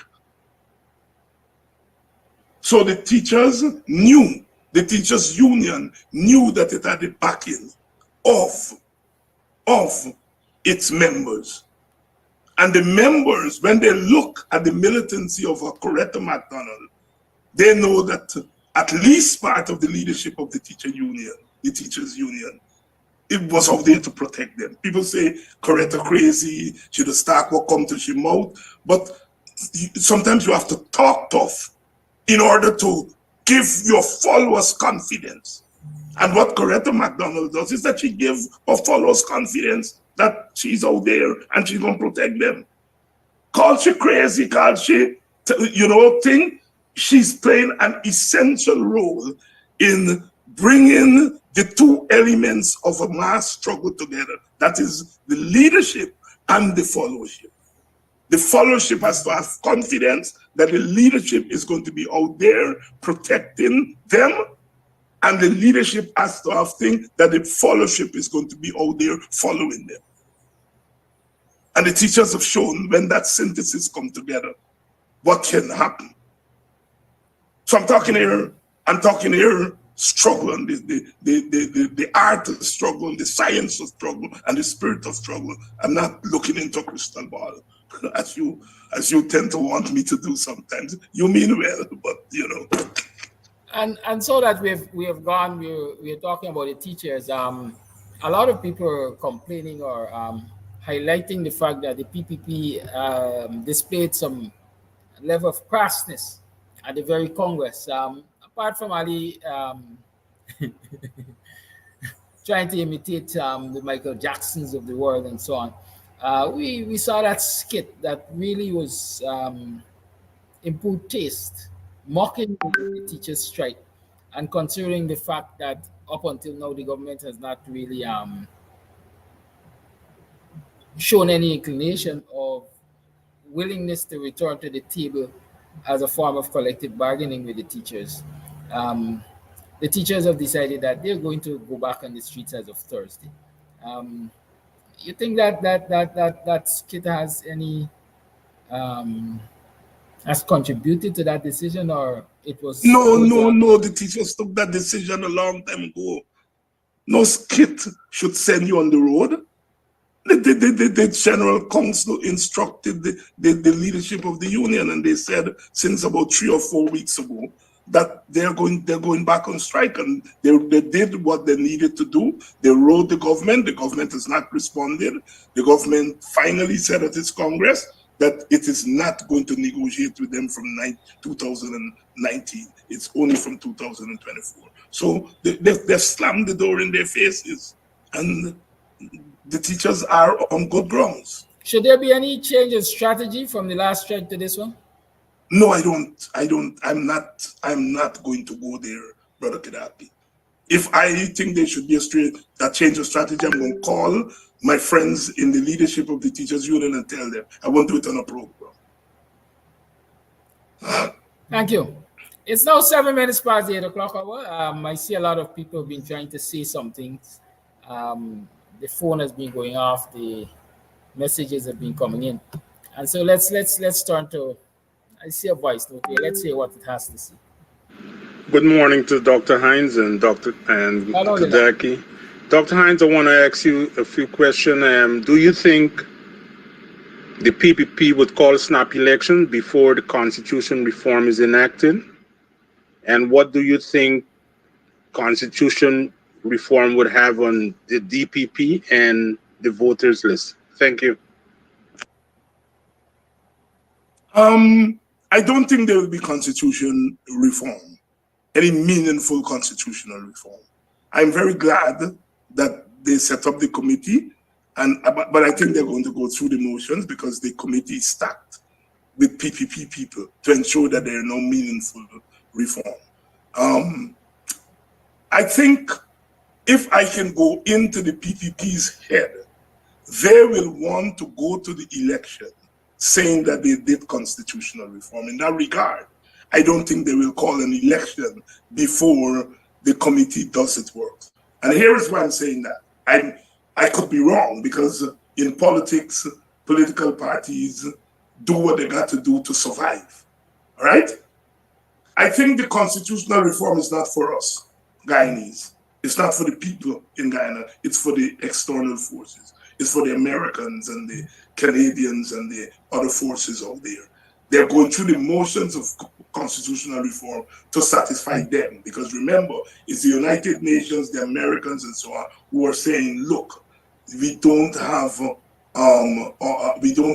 level playing field when it comes to election. GCOM is dysfunctional. So I think the whole notion of constitutional reform is meant for that audience and not for us. And so they would want to go through the motions before they call an election. So my long answer to your short question is that I don't think they will snap an election.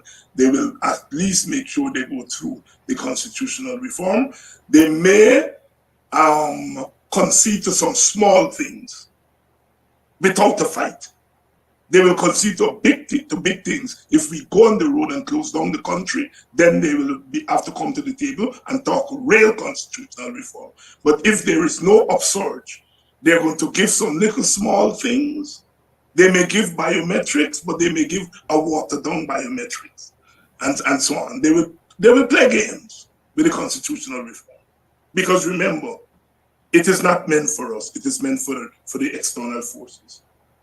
Thank you. Caller, your life. Caller. Caller, your life. Morning.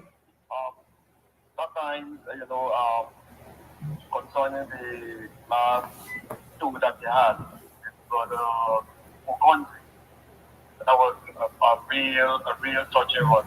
A lot of us I was able to comment how pleased and how good we feel with how God would unleash passion on the issues of racism and the treatment of black people and so on.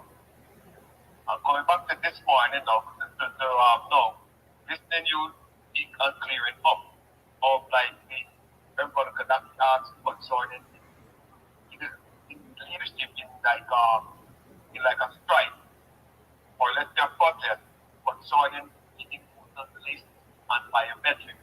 I feel good to do that if you put it out and share you that how important leadership is. And on this same show, where a lot of people give their views by stating that not everything that the leader and the leadership got so that and that is not so good because the evidence of leadership in showing force and showing energy, for instance, like the bringing down of Nigerian Darablas, because of the leadership of the Nigerian landlord and and they have to bring him down and looking at the strength of this opposition party, South Africa called EFF. So why you're only 30 years old and why there's such a force to break with it, it's because of the shift of Julius Malemo. And the leadership is so important. So I'm asking Dr. Hines to continue to encourage for the RB9 and the leadership of the population, the importance of this so the people because the government is so brutal, they would have need the assurance and the comfort that would have there's our fear that could give us the strength and the power to push ahead with bringing things that is being done in the wrong way by to bring them to the fold and to give it strength, to give us the strength to protest and to need the leadership. The leadership is very important at that. Thank you so much. Thank you much. Thank you very much for that vote of confidence. Thanks very much. Thank you for that call. Voice notes. I am wondering if I really see him properly or if is it that my eyes deceiving me. I hear a Michael Jackson song and me seeing nobody looking like Michael Jackson. All I seen is a clown there jumping around. Like I don't know what to say. Well, as I said before, the clown. Yeah, that's what I wanted to know. Hey, yeah.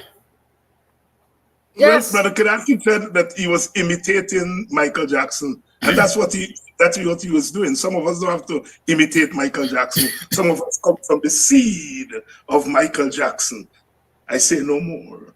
I say no more, because we got the movement that God bless us with, that we got rhythm, and we move to our rhythm, and somebody else can't take our rhythm. They can only imitate it, and when you imitate it, after time you become the imitation.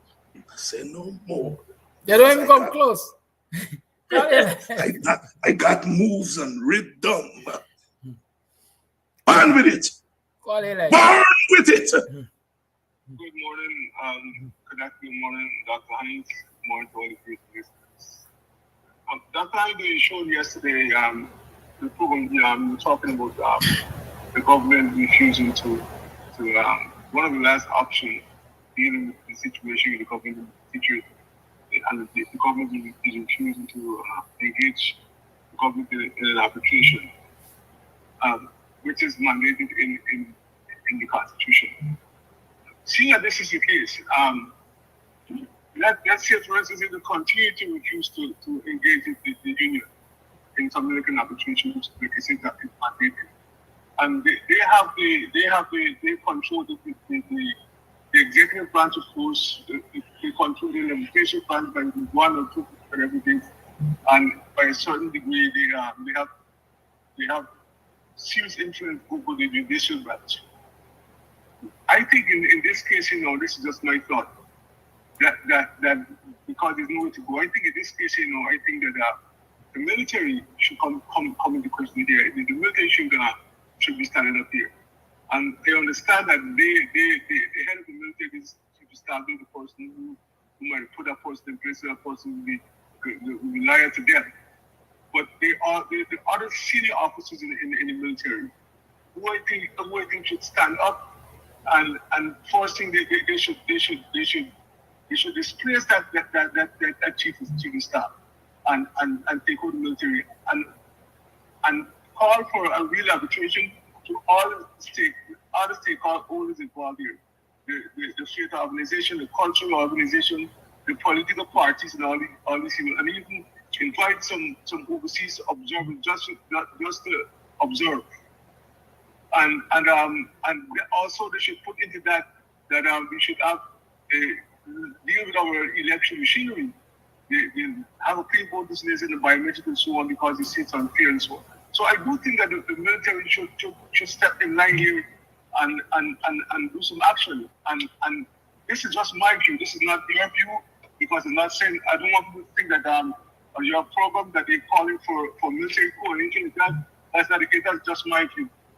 But I do think, because it's not else, they have to control the executive branch, the legislative branch, and most of the judicial branch. Therefore, then the government, the military, who also swore to defend the Constitution, all of the military people, the ranks of the military, civil ranks of the military should stand up and displace that relieve that military leader of his duty. And they should take over and let this arbitration, let the negotiation begin. That's my sense. Thank you.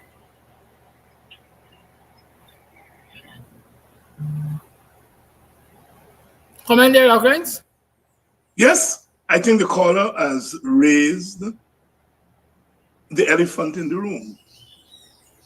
That is where Brother Ogunse was going last year, and they shackled him and have him before the court. He was raising the issue. You see, in Latin America and in Africa, the military has developed an autonomy from the political state, meaning the government, the executive branch, and the legislature. And so that is why you've had coups in Latin America and in Africa, because the military evolved in those places as an independent branch of government. Sorry, not branch of government, an independent arm The branches are the legislatures, the military, and the legislature, the executive, and the judiciary. But you have now what you call the arms of the government. Well, the military is an arm, the political government is another arm. Then in some cases you have an economic arm. That's where the state owns things in the economy and so on. In Guyana, we and the English-speaking Caribbean, our military has not developed as an independent arm, an autonomous arm. And so it takes direction from the political state. And so the chances of our military independently acting is quite remote.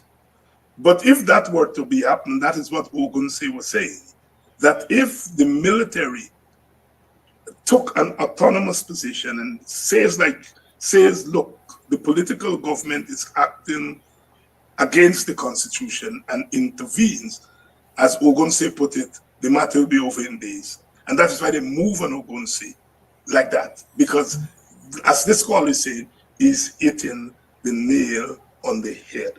Part of our disadvantage is that our military is not autonomous and independent. It takes its direction from the political state. And in the case of Guyana, what the PPP has done, it has labored, it has worked very hard. It now has almost total control over the leadership of the military. Now, what has happened in places like Africa and in Latin America is that sometimes, in Suriname that happened, when Bouterse took power in 1980, he was a junior officer. So in some cases, the junior officers have initiated coups when the leadership was compromised. All right. I don't know that our military has that capacity. I don't think our military, the leadership takes its direction from the politicians, the political state, and the junior ranks tend to take directions from the upper ranks. So I don't think we have that kind of situation. I want to say an historical fact, and I'm only saying it because everybody has said it. I heard Mr. Granger said it recently. What a lot of people don't know, I hear they talk about WPA this and WPA that. What we did in the 19th century was to infiltrate the army and almost overthrow the government. Whether today, the major opposition, because back then we had superseded the PPP as the major opposition, and we had infiltrated the army, and I'm saying it now because it's out there. Granger said it and so on and thing, and we had infiltrated the army, and it got to a certain point, it got to a certain point, didn't go past a certain point. Our party doesn't have that capacity. No, we are not the major opposition. And I say no more. I say no more.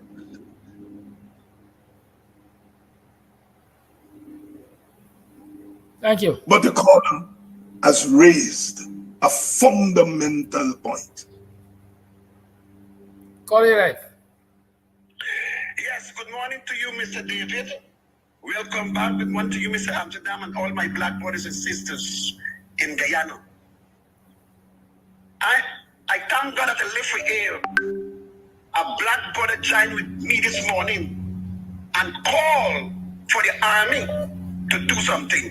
Flascardi was calling for the army months and months ago because the army have the right to overthrow the government, arrest them, and put them on the rest and put a person there to carry on the truth of the people until the next election. One brother challenged me. He said, no, Flascardi. They can't do that because court-martial. And next brother Kana said, no, Flascardi. They don't have the key. I said, make a key, find a key, plug the lock, and deliver black people in Guyana. The army have the power to do that. Yes, the PPP control the army. They allow them to do that. Yes, you're right, Mr. David. I was in Suriname studying, read that overture with Boris and his ex-partner friend, but the partner friend died. They said that he hung himself. But politics plays out that. Because if you're trying to walk in fire, don't turn back and leave me alone.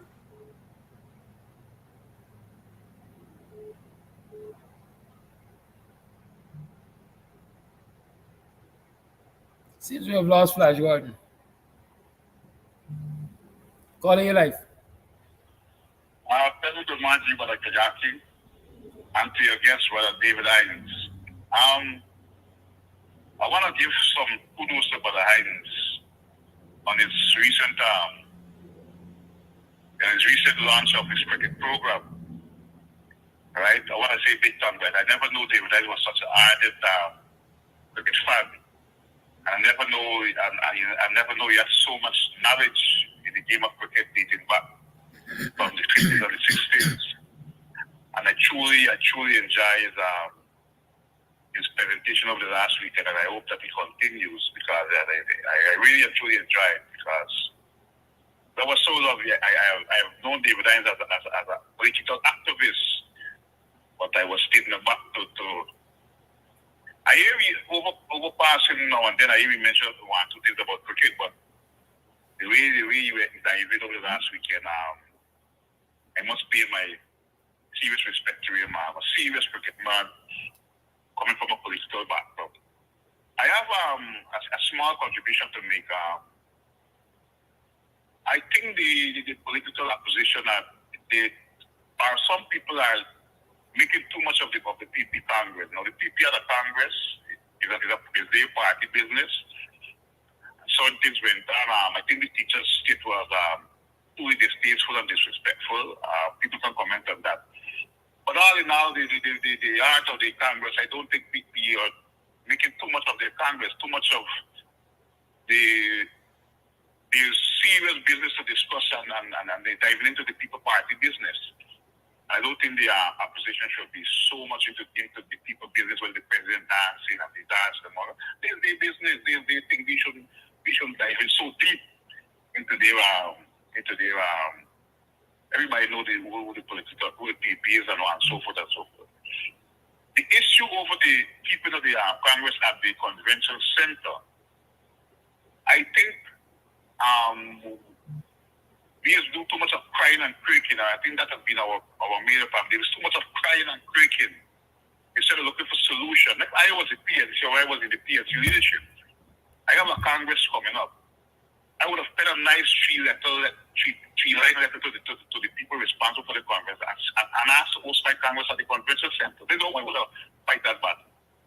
I would have written to the people in charge of the convention center and seeking permission to hold my Congress coming up at the convention center, and I would have listened to see what the response, and based upon how they would have responded, whether they would, if the response was denial, I would have printed up the letter and did it all over the world. There's no other fight political battles. Now Mr. Figueroa, now I heard Mr. Jackson made a statement during the last local government election when a few people crossed the floor. And Mr. Jackson made a statement that if people believe that a few people cross the floor is something, they gotta wait and see what happens at the general election coming up. And some people may take it as a joke because when they say that, in the no confidence motion, when they talk about they have some people in their pocket, people took it as a joke. And lo and behold, according to reports, there are 3 people who was prepared to cross the floor, but they only stopped at Sharon. There were 2 others suspect. Now, people like Figueroa and these people and these shops, they are undermining their party. And I am not going to be surprised if Figueroa and a few others are going to be crossing the floor. They are self-defeated in this political struggle. They're just like the people in New York with the people fighting against the president visit. And throughout this world, as I said at that time a few moons ago, throughout this world from Mandela to Martin all over, the people who are hopes until to undermine black people is black people. That has been it. The people put it undermine black people. Look at the PP Congress. They elect a leadership, and all this talk about one Guyana and inclusivity and black people come to the party. Black people, look at the leadership of the out of 35 people, 3 black people scraping, and look at the 3 black people, 3 fundamental black people with them all the time. Harvey Mackay, Jennifer Westwood, and somebody else. They only being used as puppet show and put their face on a flyer and present themselves, and they don't realize the work that they've been used and abused in this situation. So that's my contribution. So that time, keep up the good work with the puppet show, and I will surely enjoy it. Thank you very much.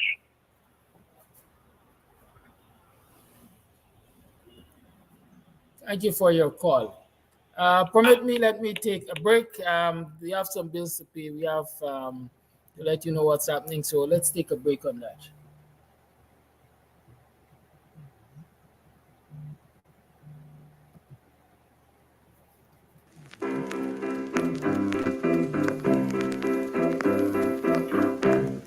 Hey fans, it's karaoke and oldies night this and every Thursday at Club Twilight Sideline Dam, Buxton. Dance to the magical songs of yesteryear by popular DJs and Camps Audio. Admission is free. Come out. Let's make memories at Club Twilight, Sideline Dam, Buxton North.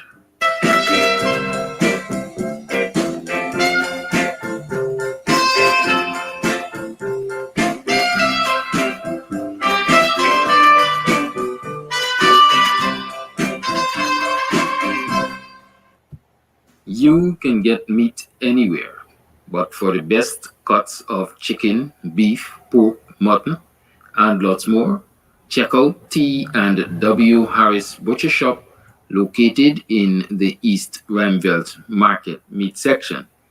Call us on 609-7168, 641-4494. Ask for Rastaman. T and W Harris Butcher Shop, for the best in fresh cut meats and lots more. Follow the line, please. Let me tell you, viewers, that there is a delivery service called One and Move, and that's operating out of Buxton, and it delivers all along the East Coast and even Georgetown. The service is usually available from about 11 in the day, and they go up to 8:30, 10:30 at night. You can call them at 638-9135. 638-9135. That's the East Coast Delivery Service, also known as One and Move. Right? One and Move Delivery Service. The WhatsApp number is 638-9135. Save the number. And you can also contact them and ask them to save your number so that they can share with you, because they share daily menus and so on for businesses that they deliver for. Right? So make full use of One Move services and ease yourself the stress of having to run up and down the road if you need to get something delivered. Right? Mama, I dedicate this song to you. Wherever you there, my mama, I just want to say thank you. Show Mama the love and adoration she deserves. Celebrate Mother's Day at Club Twilight with a special brunch for all the wonderful mothers. Enjoy a festive atmosphere, complimentary cocktails, and surprises starting from 11 a.m. Club Twilight, Sideline Dam, Buxton North. Call 622-5933 and don't miss the opportunity to show Mama how much you love her. Yeah, so that brunch is on Sunday, our Mother's Day. It starts at around 11 o'clock at Club Twilight. So you can come on down to the brunch. The cost is $6,000. It's best if you RSVP so that we know we're catering for you. And then there's also the lunch baskets. You can order lunch baskets at $10,000. And I did say that we will stop taking orders to the lunch basket today, right? Because remember, we have to make the preparations. And so we need to have those numbers in as early as possible as to who wants what, so that we can, you can't add rice to the pot at the middle of the cooking. So you can't wait until Mother's Day morning to order lunch for your mom. You can perhaps come to the brunch. But if you're looking for lunch baskets, you need to place those orders now. Caller, thank you for holding your life. Yes. Good morning, Dr. Hines, and good morning, Ms. Sampson, and good morning to all Guyanese and everyone in the Guyanese diaspora. Dr. Hines, as a historian, I'd like to pose a question to you, sir. I have heard you talk quite a bit about the Caribbean and a lot of other countries, and I figured that you'll be just about the right person to put this to. If you could tell me, because I am trying to find out, and I know a lot of other people are trying to find out, how many villages did Africans buy in Guyana? That's the first question. The second question is, as a historian, what is your take on the results of President David Granger's ancestral and communal lands findings? What is your take on that?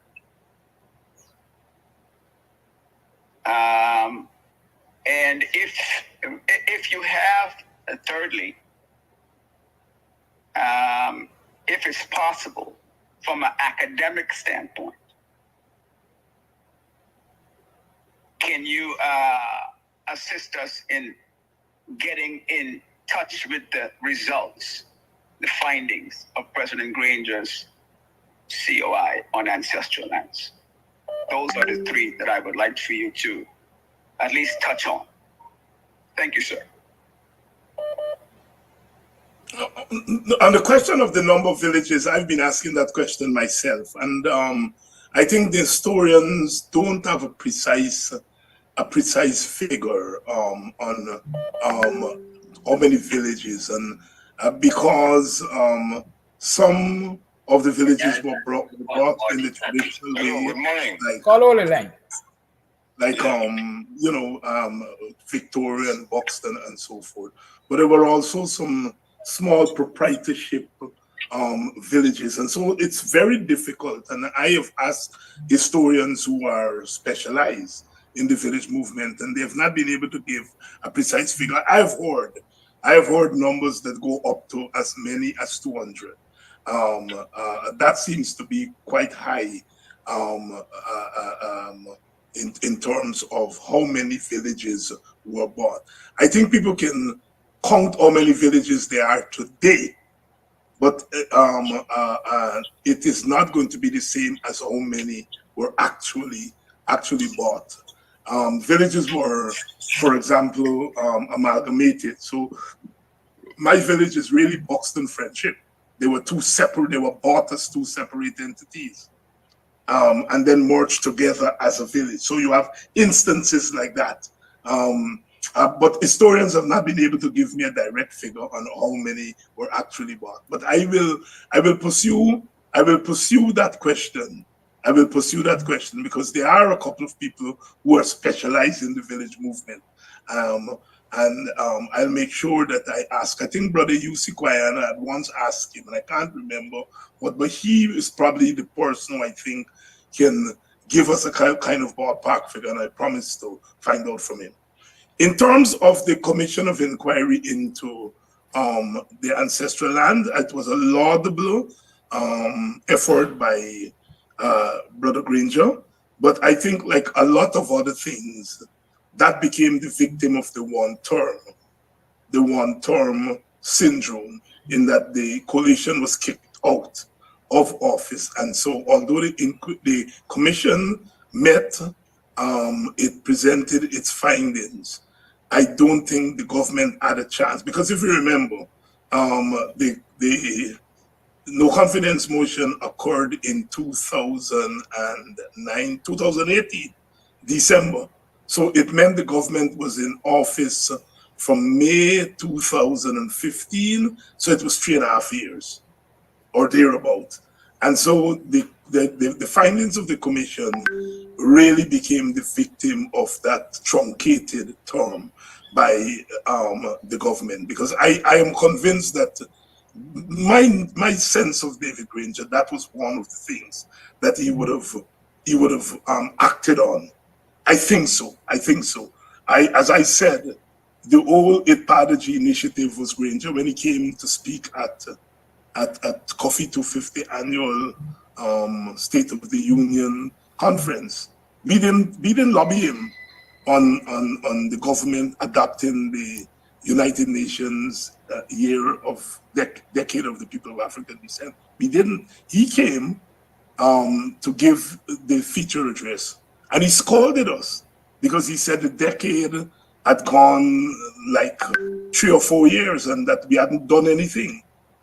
And he decided to throw the gauntlet down and committed his government to it. And I remember he came off the stage and he came to me, and as he was passing, he was leaving, Vincent Alexander and I were standing, and he came over to us and he said, I've thrown the ball in your court, you all have to make it happen. I still have that picture. A young lady was accompanying him off the stage, and he stopped with Vincent. And so I think I say that to say that I think on a matter like the land thing, the ancestral land, he would have moved on it if he had gotten a second term. That report is still there. I'm trying to think which ministry that report, it would have been, I think it would have been at the office of the president. I think it would have been deposited to the president himself. And so I think it would be in the archives of the office of the president. But I think we can always get a copy of that report. I think Ipadaji may have a copy of that report, or Coffee 250 at the May. But I think Ipadaji, I will find out for you, Brother Coffee. Thank you, Dr. And Scholar, your life. Good morning to you boys. What I'm seeing in this country since independence made is that the university is producing sheer thieves. They are graduating and going public office and private office and exploit the resource. These people are thieves coming from the university. They are rapists. They are killers. They are graduates. Caller. Yeah. I'm a graduate of the university. Yeah. You calling me a thief and a rapist and where else? Oh, you're denying the truth, what is happening in this country, and as such it can never fix. Caller. You have to live in this divide. Yeah. It's a gap. The call is quoting Bob Marley. Said we graduating thieves and murderers. You check it and see, brother. You check it and see. You have a lot of square pegs. Thief, lie. Oh my God, I'm 65, brother. I'm 65. And when you look at these people starting from jogging, bottom right down to your farm, these people mismanage this whole country. They fit their friends who are not qualified, who don't fit, who don't have the intelligence or experience to do the job. And the whole system crushed. Look at the school system, it crushed. It crushed. The only way you can bring that system back, you have to get the government out of office. The system crashed. What we are going to do now? A pack of illiterate fools going in the country. Mr. Hines, please don't feel offended what I'm saying, but take my word and study it and see what these graduates in this country doing to the masses poor. You look at it and see what these people is doing to us. When they get the certificate, them turn their flying brain, permission to teach, nobody asks you a question. You take care, thanks. Thank you, caller. You want to take a you see me later. Thank you, caller. You know, it's a broad brush for me. Yes. The last minute, we have some voice notes. Let me see if I can get one of them, please.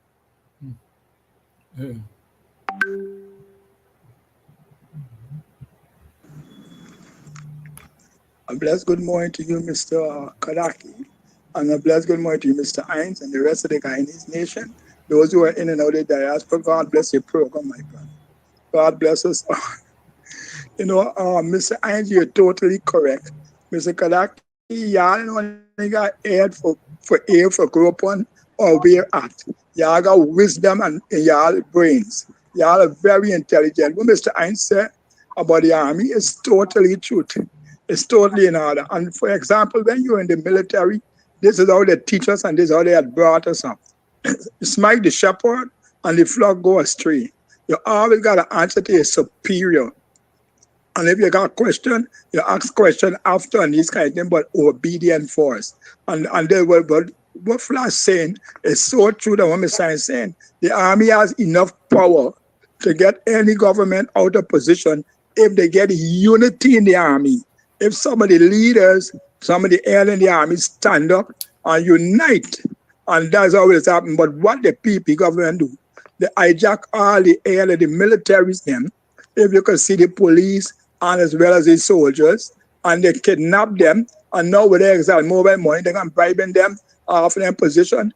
Even when the man on the seat, who we call the commissioner, even when he retire come off, they're going to use the undercover land the PP in government. They're going to use it in different ways, secret squad and this thing. That will normally go on. So, and as informer and all this kind of thing, you just got to be very careful because sometimes you might be speaking to the enemy in your group.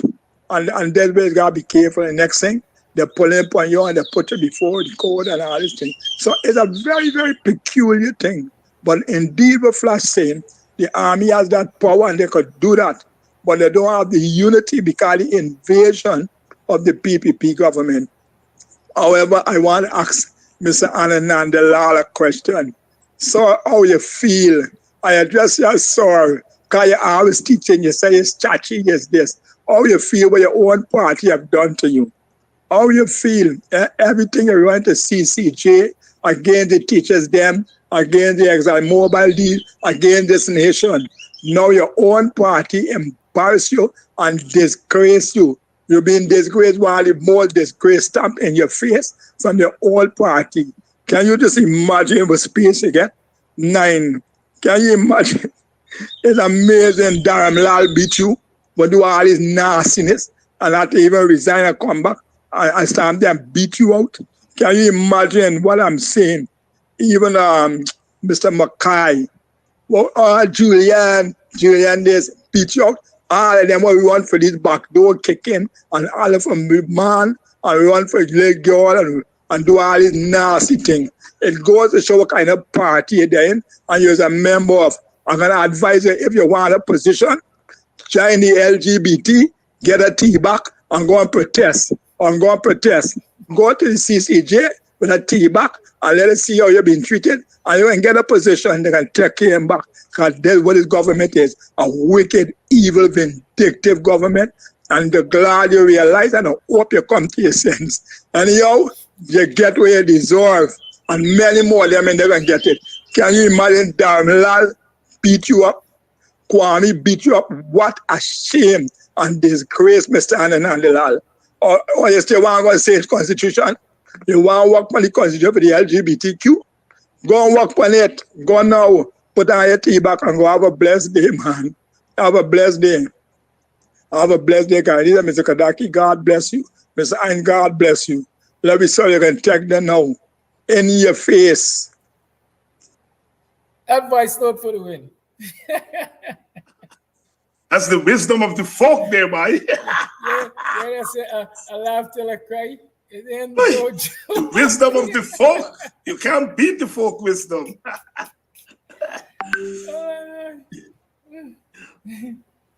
Yeah. Carla, you're live. Dr. Hines, I'm not imitating you with my voice like the Michael Jackson. I got a ducky nasty, ducky food. All right? That keeps time you shut the show now. I think so. That did it, you know me? That there did it. I want to see that fella. We can give the fella gold medal. That did it. That coffee is for the rest of the week. My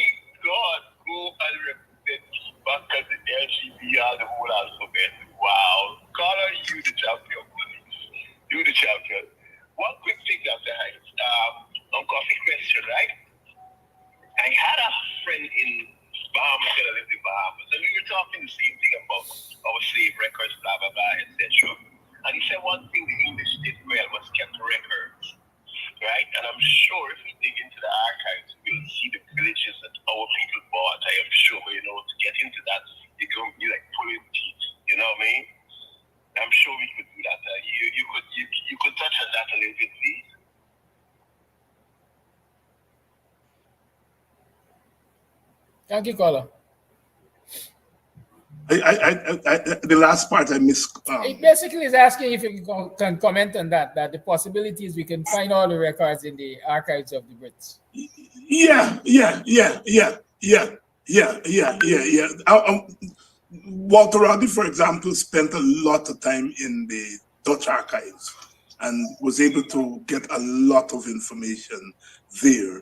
I don't know how the British archives, how good they are. When I was doing my PhD dissertation, I was looking at a political history from the 1950s. And I got a lot of stuff from the Americans from the 1950s. And I was amazed at the dispatches from the ambassadors who were here. They commented on, for example, Guyanese's diet. I have some of the documents that I still have them here among my papers. But it was amazing that what I found in the American archives. And the Americans, like I said, their thing on Guyana is recent, post-World War II. But I think the British and the Dutch archives are really, I've never been in those archives, but people who have been there really said there is a ton of information there. So I think the call is correct. Caller, you live. Yeah, good morning to you and Dr. Hans. Rhonda, please watch your time. It's 9 minutes tonight. Okay. Go ahead. Now, I want to wish my good friend a speedy recovery, Emily, because she got an injury, she's in cast. And to what the caller said just now, that was so good. The PPP keep talking and showing lights all around the place that there is a lot of in-house fighting in the PNC party happening. Well, we can now see where the in-house fighting is. Because if there was not a demonstrous in-house fighting between the top echelons of the PPP party, they would have never have come out with that type of results after the Congress. And one caller said, seeing that they could hold their conference or whatever at that place, I think North must move there. Where they walking around with umbrella by, probably know that it's rainy season, and seeing he's good at sheltering people with umbrella. He is walking about to protect the leader of afternoon, not to end up with a cold. So the purpose in there is umbrella by. With the teachers, I see that they are going back on the strike line, and I hope after that resounding speech from someone from the PSU on Labor Day at Teachers Union Ground, I hope that the nurses can also join in this strike, because they are not being paid a proper wage. All the medical fraternity should try to join the strike, because on what the leader said at the meeting, that means that he should now be on board with the strike. And to all other commenters, it was well said, and I pray for a speedy recovery for my good friend. I'm sorry you will not be able to join me on Sunday because it was two of us. But plenty love to you and get well soon. Bye-bye. I wonder who tell you that she will not be able to join you. She gonna come, limping or crawling. She gonna come. Call it life. Morning, Dr. Haynes. Morning. I got a quick question for you. I always used to say, I got a record always saying that the first set of people who wanted the PDP to win this election, this last election, was the police. And it has been proven about my saying, right? I got a question. I agree with you that slavery should be a topic in school. It should be a topic in school because I still now, and I just tell my generation around this day and age, we should spend some time looking at history and going through whatever scriptures we could put the hand on. But when we get into discussion with the family upon slavery, it still affects me today. So don't let me tell you. But this is the question: how would we get this new generation to understand that the PPP governing this country like you God send them? How do we get them to understand that? Thanks. Thank you for your question. Thank you for your call. No more calls for the morning. I have some voice notes to play. Dr. Hines, you want to respond, and then we'll go to the voice notes. I think that it's a really serious question. I mean, the place really is in the school system, because that's where our people, that's where our children are. Usually, the school system is the place. And since we don't have control over the school system, and I don't think even when when the PPP goes out of office, I think it would be hard to get a PNC government to agree for some things, unless there is a big change in the PNC. I think we have to begin to think about alternative institutions. One of the things Australia did in the 1960s and the 1970s was to have Australia schools, where you went there and you learned. A lot of people did the GC and CP and things through Australia schools, but you also got to learn African history, African Guyanese history through those schools. I know Agda as a school, but it's confined to Georgetown, right?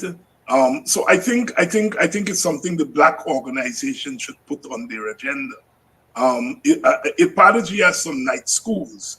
I don't know the extent to which they do African history in those schools, but we have to create alternative educational institutions in order to do that. I grew up in Buxton, and I didn't learn African history and so on through the school system.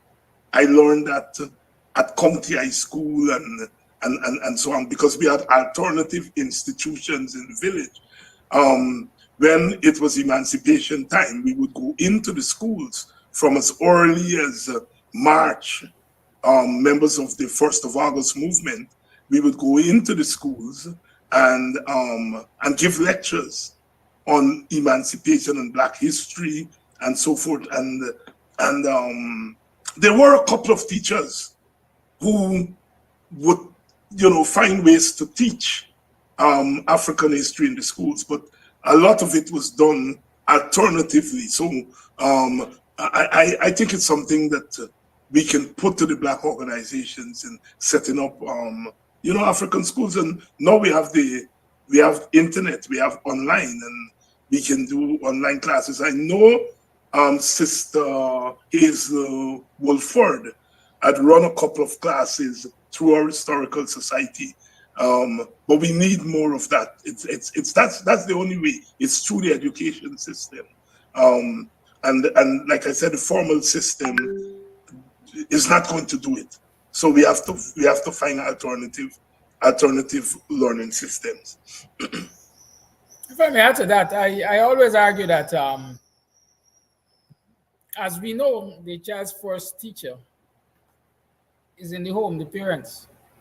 Yeah. And so yeah. I always argue that to get our children to understand the history, and as they call us, to get our people to understand that the PPP is running this country like God sent them, we need to have those around table conversations. We have to put our children, we have to have family gatherings around the table, whether it's a boombox or not, a family reunion here, a family reunion there, no matter how big or small it is. And we have to raise these discourses there.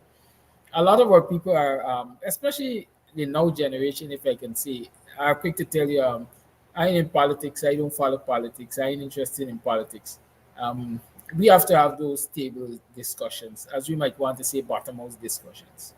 Yeah. But sometimes that thing that you just mentioned there, where our people said nothing, it's tricky. I remember last year, I think, there were some people visiting from a university, and they took them to Buxton and then took them to Victoria. And after they left Buxton, they went to Victoria, and I went along with them, and they were walking through Victoria. And people were stopping me in Victoria, not to talk to me about politics or to thank me, but to say, Dr. Hines, thanks for teaching us about African history and Black people history, and for standing up to Black. I was blown away.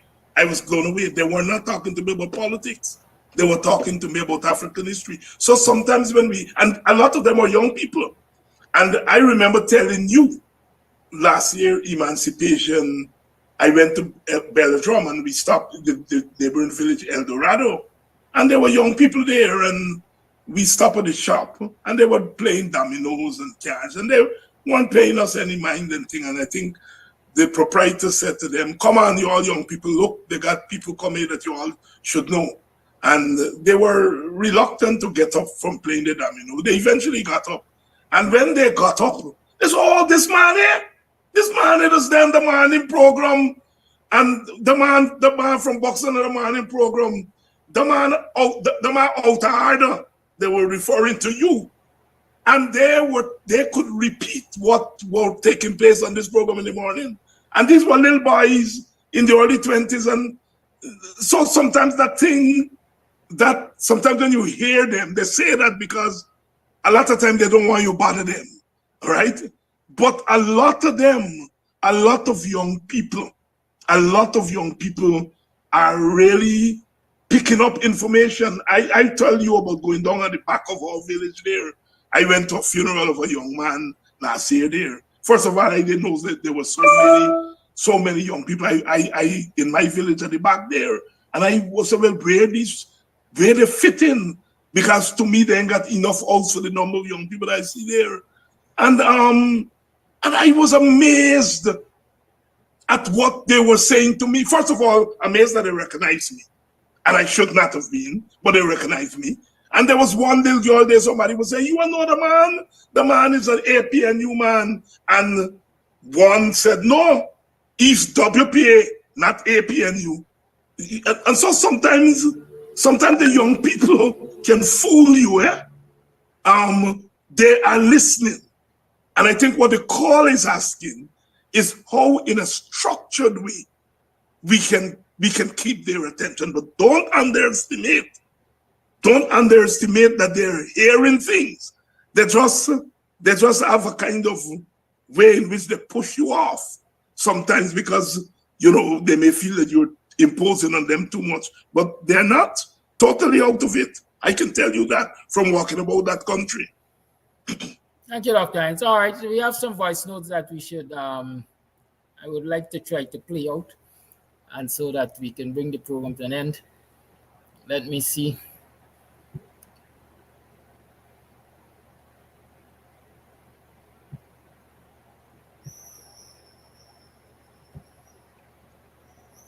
Good morning, Mr. Hines. Good morning, Mr. Amsterdam. Mr. Hines, I just want to thank you for being in the forefront of this fight. I want to thank you, Mr. Kadaki, Mark, Rickford, and the others. That is giving Black people a chance so the voices can be heard. It's time that the coalition take a stand and rally everybody to win this next election so Guyanese can live a better life, a decent life. And the protests going to start tomorrow with the teachers. Guyanese, you guys go out and give the teachers the support. Go out and give the teachers the support. They need your support. Guyana must be a better place where all can be happy and live with love and unity. That is my take for today.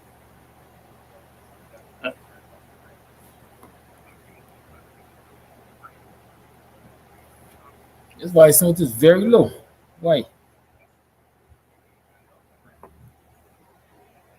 This one is a whisper note. I can't play it. I have to whisper notes. We don't play whisper notes. We don't hear them.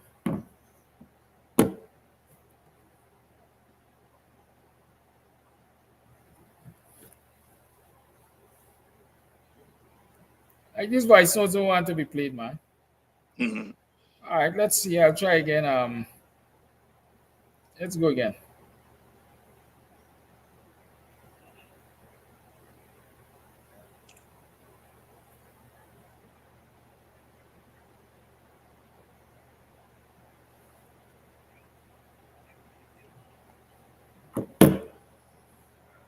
Technology.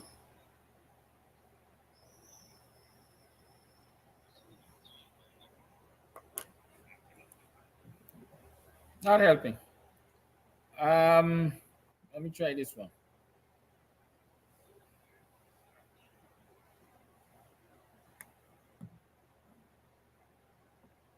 I'm sorry. I'm not sure what has happened to the volume on the phone or the voice notes. I can't spend the rest of the morning trying to figure it out. Time is of the essence. And so, Dr. Hines, wrap up for us, please. It's 5 minutes past the 9 o'clock. Yes, I just want to say that my calling on the PNC to take a stand is very calculated. Is that I understand the PNC is an electoral party and they have to think about winning elections. I'm not oblivious to that.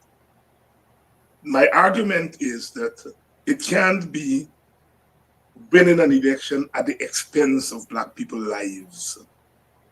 That Black people are being slaughtered physically, slaughtered economically, slaughtered politically, slaughtered psychologically, and you are prepared to remain quiet on that, because you want to win an election. My thing is that you have to do both. You have to win the election and speak up and protect Black people from being slaughtered. You can't sacrifice one for the other. You have to do both. You can't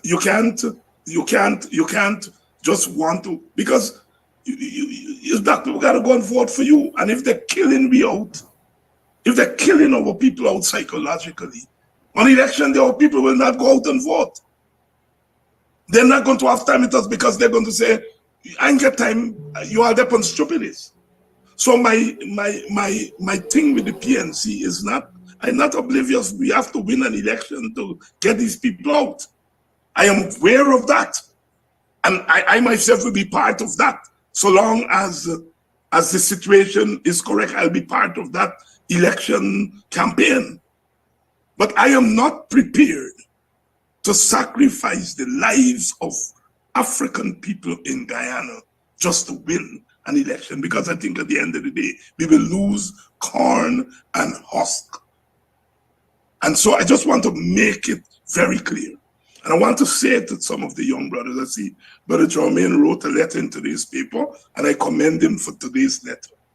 I think that letter he wrote was totally out of order, and it's really he's put a weapon in the hands of the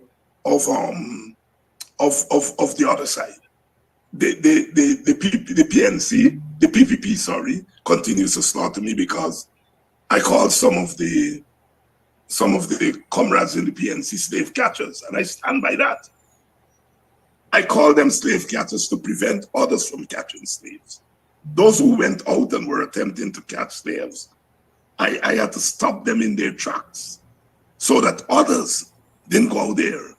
And I prepared to go down. I have met Sister Gita privately, and I've spoken to her. She continues to be someone that I think highly of. But I had to stop her in her tracks because others were going to follow her. And sometimes you have to take those stands. That is what the brothers and sisters are doing in Brooklyn. If you don't stop those 3 or 4 people who brought the political butcher in there, if you don't manage them, others will feel it's okay to do it. And sometimes You got to take some stands. And as I pointed out to Sister Gita when I saw her, I was not interested in her as a person. It is the political, it was just political naivety. That, there's some issues that are deep. And some people need to leave it alone. Walter Rodney used to tell us when I was a little boy coming to WPA, and people would look, he said, if a man can fetch 2 pounds, he fetch 2 pounds. Who can fetch 10 pounds, let they fetch 10 pounds. Who can fetch half pound, let they fetch half pound. I'm saying there, on some issues are 50 pounds. Some people need to leave that alone. I think Brother Jermaine jumped out of a league. He doesn't have the grasp of the complexity of what the brothers are doing in Brooklyn. And because there's 100 pounds. And he's not an 100 pound. He's going to get there eventually. But leave those things alone. And that was my point to Sister Gita. This thing is much more complex. This thing is much more complex. And as political people, there's a monkey know which limb to climb on. And we must know which limb to climb on. And which limb not to climb on. And so I want to say, and I'm going to say, I'm not calling Brother Jermaine. I want to see him in person. Because I don't want him to feel I'm beating up on him.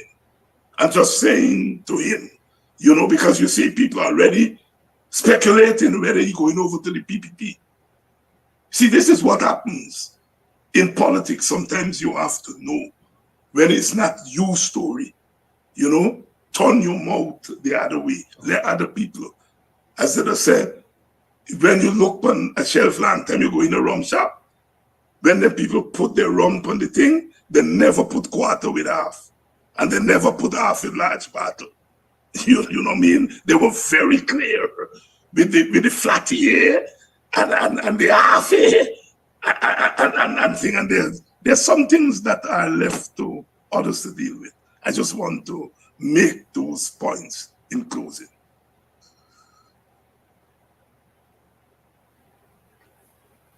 Thank you, Dr. Hines. Thanks, my brother. Thank you, viewers, for tuning in. And since I know you invested time to stay with us, and I know we had a winner for this morning, I will want to replay this program, this voice note, because that's all I have to say as I leave you and bid you farewell for the day. A blessed good morning to you, Mr. Kadaki, and a blessed good morning to you, Mr. Hines, and the rest of the Guyanese nation. Those who are in and out of the diaspora, God bless your program, my brother. God bless us all. Mr. Hines, you're totally correct.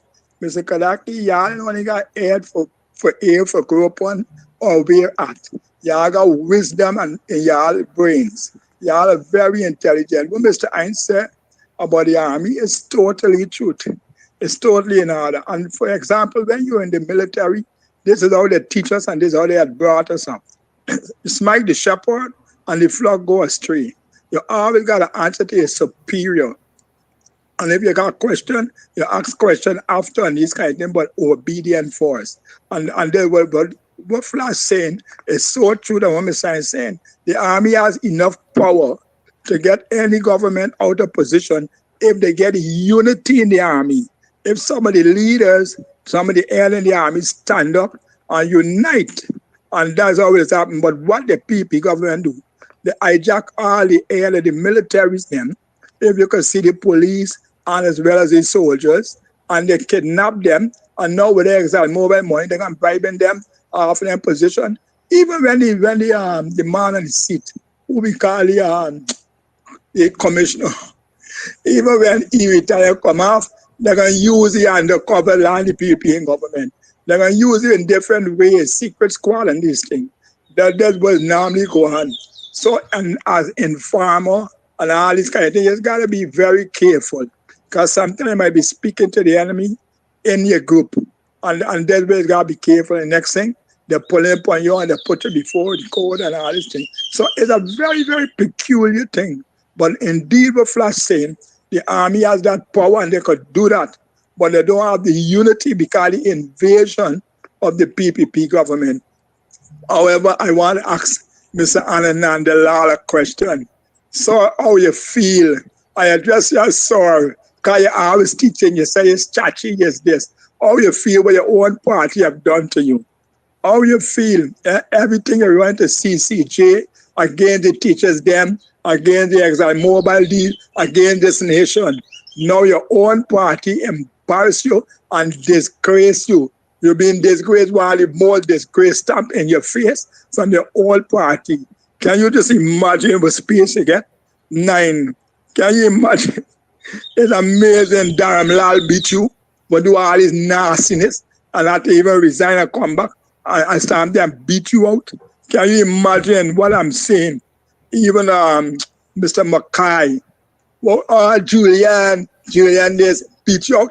All of them what we want for this backdoor kicking and all of them man and we want for leg girl and do all this nasty thing. It goes to show what kind of party you're in and you're a member of. I'm going to advise you, if you want a position, join the LGBT, get a tea back, and go and protest. Go to the CCJ with a tea back, and let us see how you're being treated, and you can get a position, they can take you back. Because that's what this government is, a wicked, evil, vindictive government, and they're glad you realize, and I hope you come to your sense. Anyhow, you get what you deserve, and many more of them, and they're going to get it. Can you imagine Darmlal beat you up? Kwame beat you up? What a shame and disgrace, Mr. Anand. Or you still want to go say it's constitution? You want to work on the constitution for the LGBTQ? Go and work on it. Go now. Put on your tea back and go have a blessed day, man. Have a blessed day. Have a blessed day, guys. Mr. Kadaki, God bless you. Mr. Ein, God bless you. Let me so you can take them now. In your face. That's a wrap.